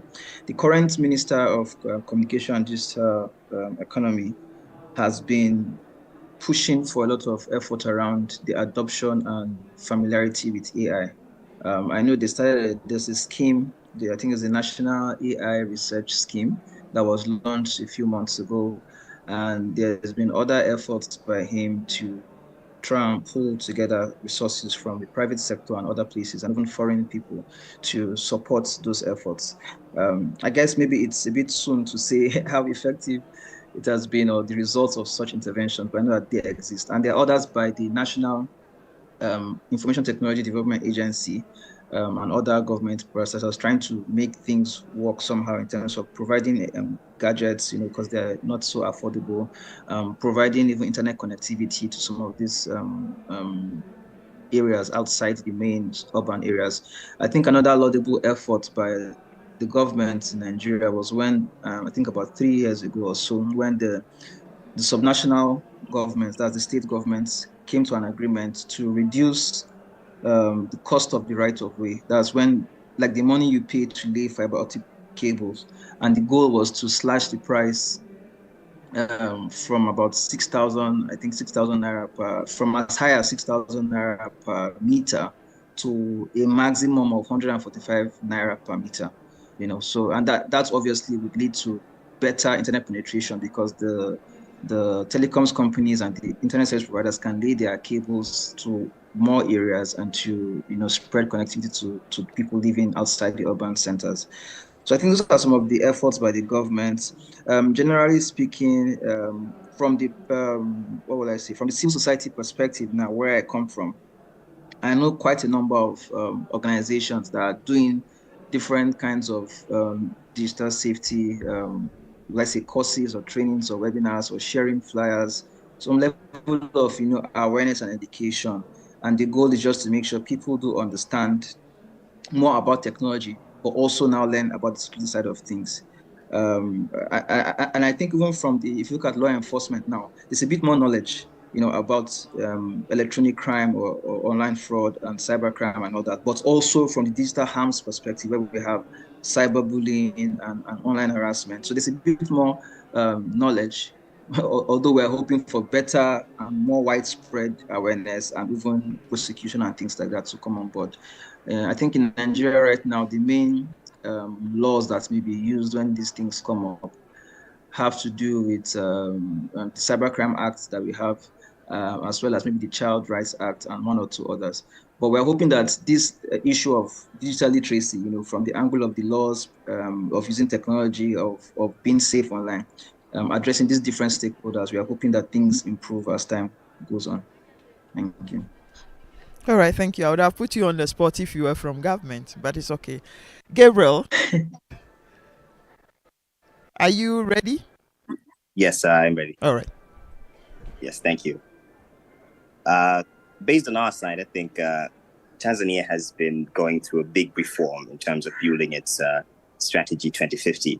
And they have highlighted the importance of having core agency of youth empowerment in the digital structure empowerment programs. So right now we have a last mile connectivity program where we have tried to have 70% of the country have fiber optic cabling, and these pass through schools, because in our culture, we come from a very oral culture. It's still under the communal side of things to pass on knowledge. So school connectivity has come to heighten more participation of the community, because it has boosted the centers where we are not only equipping children with the digital skills, but now also the teachers and the community members come to interact with technologies, because it is a big strategy that has been pushed by the government. But also in terms of pushing public partnerships, private partnerships. Now we have been working with different organizations, example like China Mobile, where they're building a big backbone for connectivity to come to the country, but also with a simple startup which is building a open source technological system called Kai OS. This is in Swahili, and it has all the local initiatives, including access to literacy materials online, and can be used on a simple feature phone. And this has been a project that has been able to reach almost 1 million young people. And with the use of the local language and the community element and a funding mechanism that has some subsidies from the government, it has boosted more inclusion. But in terms of the human rights angle of equipping children's rights, such as privacy and freedom of expression and access to information, we still have a big technical gap, because we are still building quite the foundation of the framework. And if we are to be realistic in this digital realm, the emerging technologies, example, artificial intelligence and the high computational needs, they will need us to really catapult fast. And a big investment has to be made, in the core infrastructure, which is, the young children. And Tanzania also has pushed for a change in competency-based digital literacy skills being part and parcel of every educational program. starting from next year. So I think these are things that maybe in 5 years we might see catapulate. But in terms of good policy, I also come from the age where there was a subsidy in connectivity elements, where I also got to enjoy the benefits of cheap connection and affordable internet. This has given me the privilege of addressing you all today. So I think these policy intersections with a very local lens tend to breed fruits. All right. Thank you. I like the way you situated in this conversation. Jan, do we have you? Can you take the floor? Okay. So I think a lot of very good points have already been covered. So I was just trying to take a note of what exactly I could add, which is a little more from in terms of the initiatives that are happening. Okay. So some of the things which have been talked about are happening in India. Yes. We need you to reiterate it because we are looking at countries and what they are doing. All right. So I think Gabriel also spoke about digital literacy programs. So when we look at India, right, there has been in the last decade, for example, the internet adoption has increased tremendously, and especially with right now, we have the unified payment system. Payment interface, UPI is what we call it, and a lot of the transactions in the country are online. So I don't mean I don't talk about just supermarkets, for example, or some kind of transactions with malls. I'm talking about even the street hawkers, for that matter. Everybody does transactions through the unified payment interface. So everything is digital. And that brings us to the main concern about, does everybody have the right set of digital skill sets to ensure that they are safe, they are secure, and they're meaningfully accessing the internet in the country. So just recently, we have the National Digital Literacy Mission, NLDM is what we call it. And this initiative was launched to ensure that the citizens, especially those in rural and underserved areas, have the necessary skills to access digital technology and participate overall in the digital economy. But since earlier in the first question that was addressed to me, I spoke about threats. I also want to highlight from a cyber security skill set perspective. There is the Information Security Education and Awareness Program, which is actually a free of cost bunch of courses for you to have the right set of skills to navigate the internet safely. And if you are interested in developing a little more on the technical skills, you might as well do that through the program. One thing I want to highlight is not just having these skills in in English. What we at Youth IGF India, very recently in fact, we had done a partnership with the Women in Tech org, the Northeast chapter. So our idea was to ensure that we teach relevant cybersecurity skill sets to young women in the Northeast of India in a language that they are comfortable with and content that they are comfortable with to address their relevant concerns of the region around cybersecurity. So what I've realized in this process of this partnership and among the other initiatives that we've been running as a civil society body, that there are a lot of civil society bodies out there not just focusing on mentoring the young, but also mentoring the educators, the researchers, as well as the judiciary and the police in the country to handle these issues. Thanks. All right. Thank you. On the note of law enforcement being empowered to do their work, like open mic situations, because I know there are so many expertise in the room. So we will pause the panel session now. My panelists be thinking about one key recommendation to IGF as far as promoting child online safety and inclusion of rights is concerned. So be thinking about that whilst we give the mic to anyone in the room who would like to make an intervention in this regard.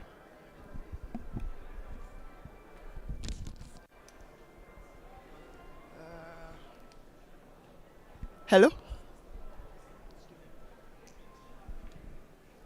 Hi, I also hail from India, so thank you for putting those points together. I just wanted to make an addition to what she mentioned, that on the efforts by the government in terms of India has, the I4C department has actually adopted a mission to train 5,000 commandos, cyber commandos as well, where they're training these law enforcement agencies to look into cyber cases in India, which also looks into child safety. So that's an addition in terms of what the government is doing. But in terms of population, that's we feel as a civil society organization that's way too less. But coming from an organization that does a lot of digital literacy programs in India, we do train children about cyber safety from a very young age, basically from children below 6 till up till class 12 as well, to talk about how you need to navigate the digital spaces more safely and securely. Also, the interaction with parents are really high because the whole generational digital divide is one big issue in India. Also, the issue of shared devices. So putting all those together, of course, the missions are way too high, and a lot of civil society organizations along with the government are doing a lot of efforts. But then again, in proportion to the population, I think so it's still way too less. But yes, of course, I'm sure with more efforts and missions, we'll be able to do that. Thank you. I wish we have the whole day. We would have unpacked teleworking and everything. I would like to add something, if you allow me. Who is? Okay. This is Dr. Jannat. Jannat, please hold on for us. We have an open mic session now, so just hold on. Okay. Hello, everybody. Namaste. I'm from Nepal. I'm Madhav Pradhan. And actually, we are working with the children. We incorporate in the curriculum because in Nepal we have access to the children, how children can safely use internet. And if they are cyberbullying, we are very closely working with the cyber bureau. Cyber bureau is very controlling. And if children have a problem, they can complain in the child helpline. Because in child helpline, if they have a problem, mentally health also link with the hospital, and if they have a online cyberbullying, link with the cyber bureau. That's why we are working. That's going on. And I want to know, other country how they are incorporated in the curriculum, because from 1 class to 12 class, how children can safely use internet, and other content how do they can complain. That's we are now working in Nepal. Thank you. In the country I come from, online safety has become part of the lessons for ICT. So from the scratch, they have it as a content that they engage with. So yeah. Hello, I am from Bangladesh.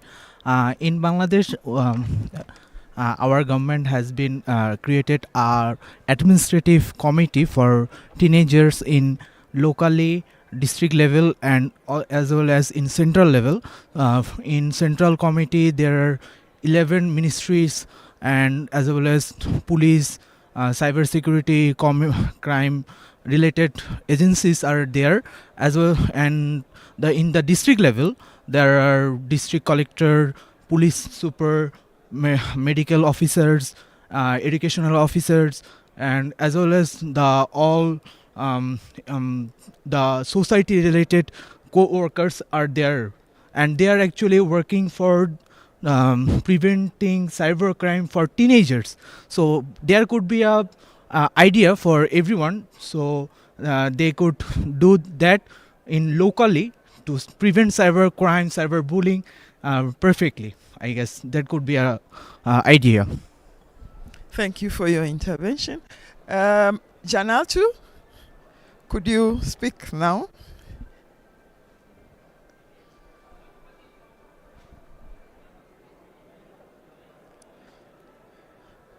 Hello?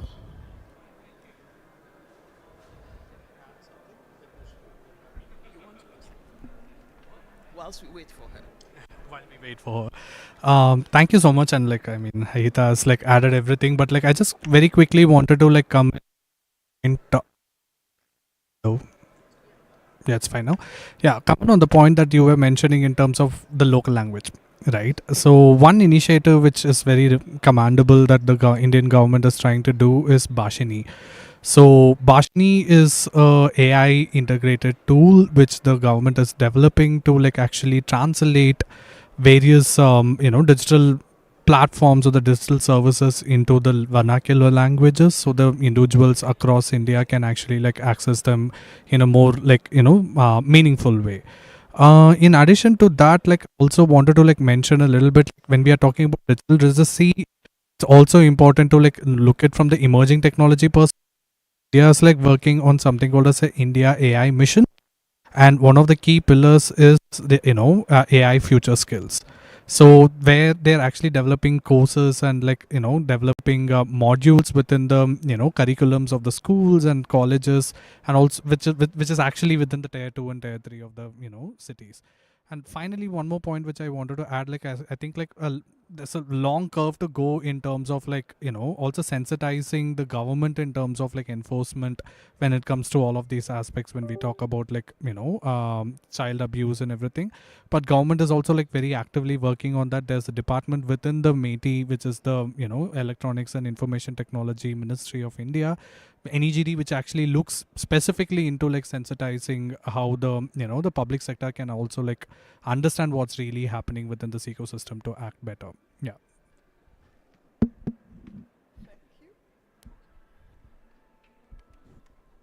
Maybe I could just add an international perspective. So I was a delegate to the 93rd Child Rights Convention in Geneva, and the primary issue discussed was, of course, all of these serious issues that your governments have been addressing, but a major overlap is the mental health issues caused by social media to children.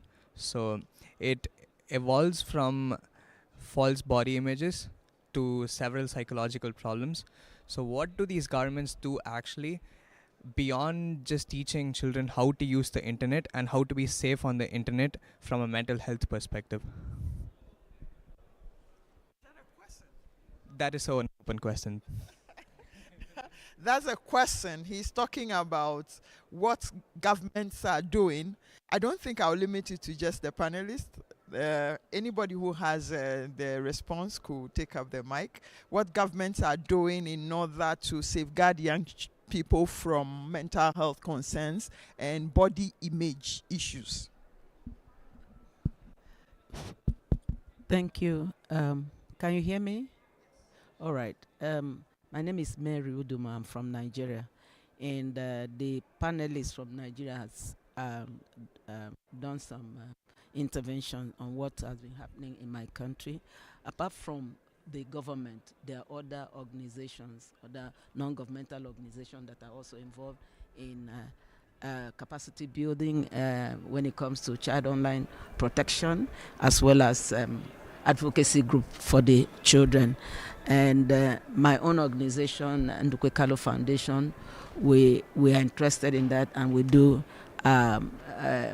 capacity building for teachers, engaging them so that they can also engage the students. And also we're establishing what we call ambassadors within the school setting, so that children, they talk to their peers. They may not speak to the adults, but they can actually confide in their peers. So we're trying to set up that so that it can happen.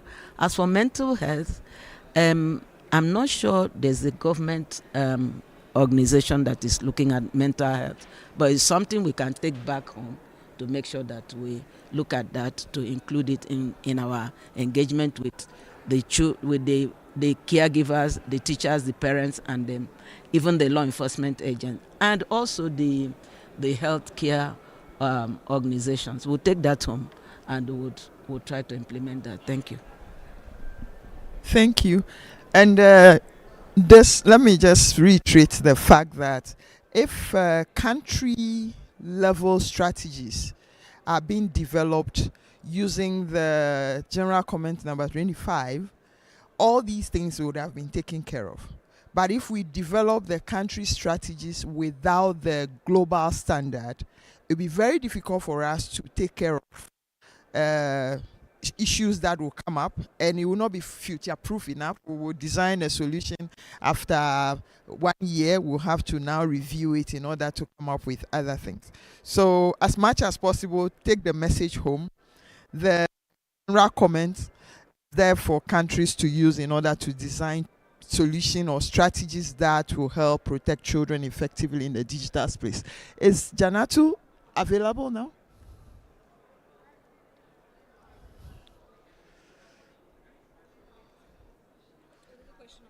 Oh, there's a question online. Okay, who is our moderator online then? Are you doing that? I can't see the question. So the lady's name is Sasha, and her hand has been up. Okay, Sasha, could you unmute yourself and ask the question?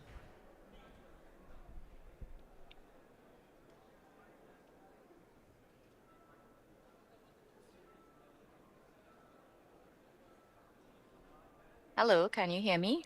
Yes, we can hear you. Okay, I tried to put on the video as well, however, it's not working.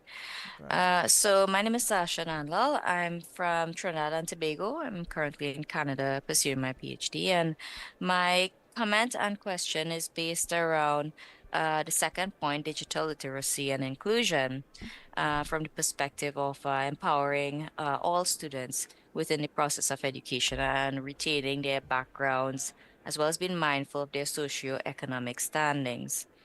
And with that in mind, within Trinidad and Tobago, we have the Digital Transformation Project through UNICEF as well.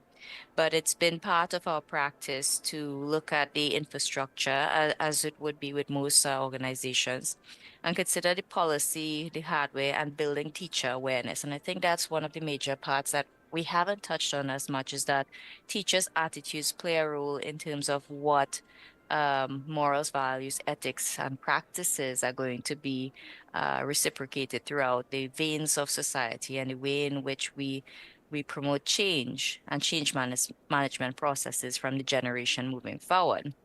When we consider the formal and hidden curriculum, formal curriculum wise, we consider a systemic approach to it when it comes to concepts that are going to be developed, and the skills that are going to be developed from early childhood years to adulthood.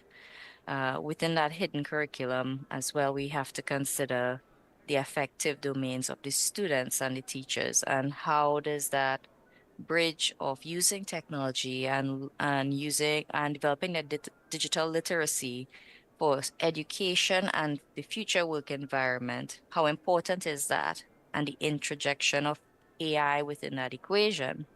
So it's a very delicate space to be in. And when we consider accessibility design, in most cases, when it comes to the drive of technology, it starts from the private sector. And most times, private sectors don't consider the user at the center of the element that they're creating. They think about the student after this software has been developed.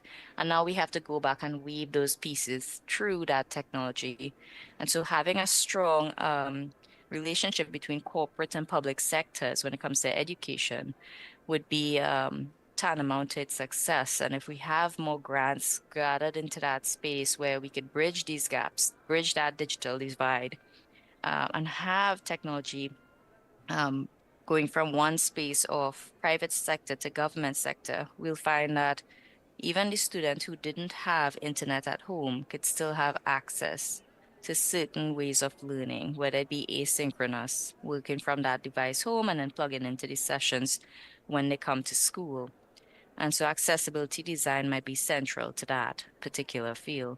I just wondered from the speaker's perspective, and from their own personal experiences, how has that perspective of accessibility played into the role of education development when it comes to digital literacy and inclusion? Thank you. Right, thank you. You want to take that? I think I'm sure somebody else would like to take in a deeper way, deeper context, but I'll just give a quick example of how an emerging technology like the Internet of Things, that's something we've used in India to connect with schools. So especially during the COVID time, a lot of the high school science experiments that could be around titrations or focal length, etc., was a project that I worked on, where we worked with a NGO and we also connected with a lot of rural schools in India. They were able to perform the science experiments that was placed in a city, sitting in their schools in the remote part of India. And all they had a dashboard, they had an interface, and in real time they were able to conduct these experiments remotely. And there was a queuing mechanism, and that ensured that even and of course we wanted to ensure there was seamless internet. That is what enabled it. But this is one way to ensure that technology is used in the education sector to ensure that the education is continuous and the learning is continuous. Just wanted to add that. I'm sure somebody else would like to take the question better. Okay, even if nobody adds anything, her question actually presents the real picture of the complexities involved in doing child online protection. There's no way we can have one stakeholder have all the solutions or have a system that is foolproof. It's important that we come together, we bring collective knowledge, and like she said, sometimes businesses choose profit over protection and well-being. However, if we engage them at the early stage, we all going back to the basics, doing the right thing, we will not have to be there and be retrofitting, but then industry will take into consideration the standard tools in their design and making sure that whatever they're putting forward has the interest of the child at heart and they are doing the right thing. So which is why, again, country level strategies are very, very important. If we have them in place, you can call the industry player to book in order for them to do what they have to do. So we need to take our country level designs very seriously and make sure we are designing them with the right frameworks in mind. So I'll give the panelists the last opportunity. Each of you is giving us a recommendation to IGF going forward as to how we can promote child safety and inclusion in IGF. So, Janatu, are you with us? Okay. Samaila?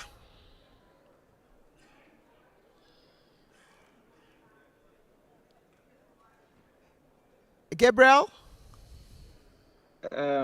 Thank you, and that's an interesting question because can you hear me? Yes, Gabriel. Hello. Oh, that's Samaila. Okay. I think there's a lag on the call, but no problem. I'll still go ahead. So I was just saying that that's an interesting question because I was thinking more from the perspective of the human and societal, let's say, factors that come into play. So let me start with that, and then I give my recommendation. So what I would say is that there are things that are human nature, right? There's that need to interact with people, so you can't stop. Oh, they're obviously curious as well. The other hand to it is that what can we do, knowing that they're going to go online at some point, what can we do to either help them? I think we discussed the helping part, but what can we do maybe as parents and guidance to be more aware? I think the first thing is to observe behavior changes. When an outgoing kid, for instance, becomes a bit more reserved or doesn't want to go to a particular place anymore, that should make us ask questions, so become more curious. I think we also need to encourage more physical engagements with their peers as opposed to throwing gadgets at them because you just want some peace of mind and things like that. And then obviously that means we should now also limit their screen time as well as take into cognizance the age limits that are set on some of these platforms.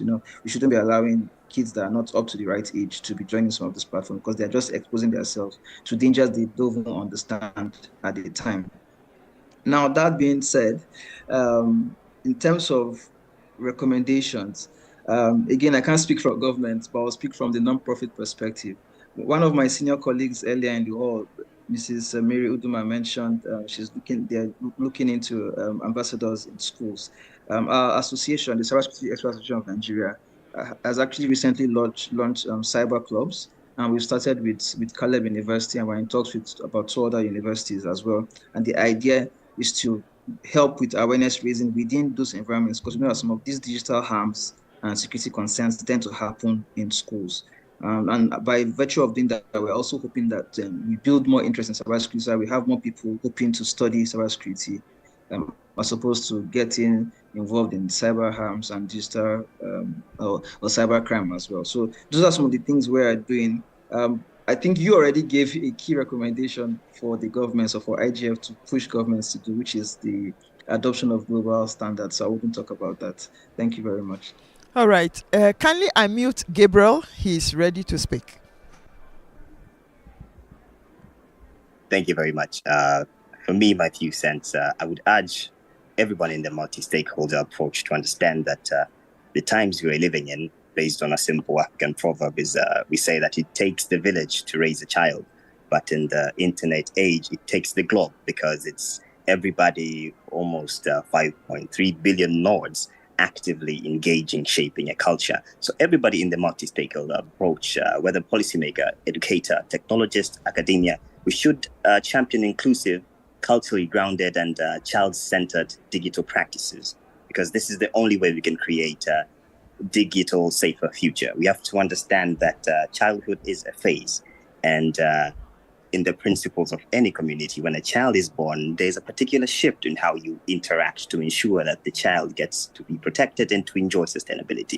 And this should be extended in our digital scope, that these are the elements that should be highly put in how we decide policy. And this is based on the inclusivity principles. But also, in best practices, we need a lot of public and private partnerships, because this is the only way we could reach localized communities with the telecos, with the academia, also with the society participants in itself, in a very community-driven approach, because local organizations often are the ones who raise our children, and they are the ones who bear as safe guardian people in how they get to evolve. So we should empower them as well. And regional cooperation is still very important, because the African Union has a digital strategy, more transformative strategy, and also the Malabo Convention. I think when we use regional integration as well, under strict standards, we can push for our countries to be more compliant in enforcing that a child is the property of all of Africa.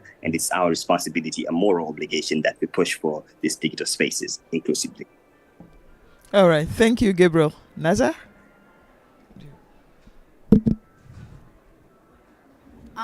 Before concluding, I would like to thank Mr. Das for giving us this last-minute opportunity to be among this panel discussion with such insightful things that I'm taking from here, and to give the key recommendation I noted down so that I don't forget that. I just want to mention everything. For IGF, in the context of a developing nation, actually, I would like to mention that to ensure a safer digital environment for our children, for IGF to prioritize on global collaborations to develop localized digital safety resources, so that maybe one of the main component that we were discussing today, that for the local contents that's being used in the social platforms, because that's one thing that all of our countries, I think, are facing. And along with that, I would like to recommend also that to bring out policies or strategies that would actually protect our childs and maybe strengthen the digital literacy among the parents. That's it. Thank you. Thank you. You have... Right. So first of all, it's been a very incredible panel, because I've been constantly noting down points from different countries. Sorry if you've just seen me typing throughout. So there was a point mentioned about technology developments and how that relates to child safety. And I think that is a very critical area of concern that we should all be looking into. So I think from a standardization perspective, since I come from technical community, I think we need more working groups to encourage inclusive and safe tech focused on child safety. And one more recommendation to the IGF would be that the current young people are born into the digital era. So I think more participation or some kind of a prior consultation with school students, so that an agenda item is set for the IGF, making sure that their concerns are part of the agenda of the overall multi-stakeholder discussions that take place. Thank you. All right. Thank you all. I don't know if I should have the last words, because we have just 2 minutes to get out of here. So yes, let me add my voice to what has been said by our panelists. Country level strategies are very important, and they should be designed based on the right principles stated in General Comment number 25. There's also the need for mandatory and right audit for digital platforms, just to ensure that they've taken into consideration rights, privacy, and safety by design into consideration. Capacity building for law enforcement agencies, just to make sure that they are prosecuting what needed to be prosecuted. Digital literacy and awareness programs for children and parents. to position them well enough. And there should be a global accountability mechanism which will take into consideration what countries are doing, and if a country is not up to date, you can indirect name and shame for countries that are not working to protect children. And then there's the need for inclusivity in policy making. And maybe the last one, I would say that maybe the next IGF, we should be having the voice of children in the room and not being represented by youth or adults. That's my last. On this note, thank you so much for enduring us, and then we are grateful, and we hope that this discussion will be carried forward in our various countries and spaces, and we become ambassadors for child protection in the digital space in our various endeavors. Thank you. God bless you. Thank you. Bye, everyone. Bye-bye. You see, you have been forgotten. Thank you. Thank you, Gabriel. Thank you, Janatu. And thank you, Samaila. It's my pleasure.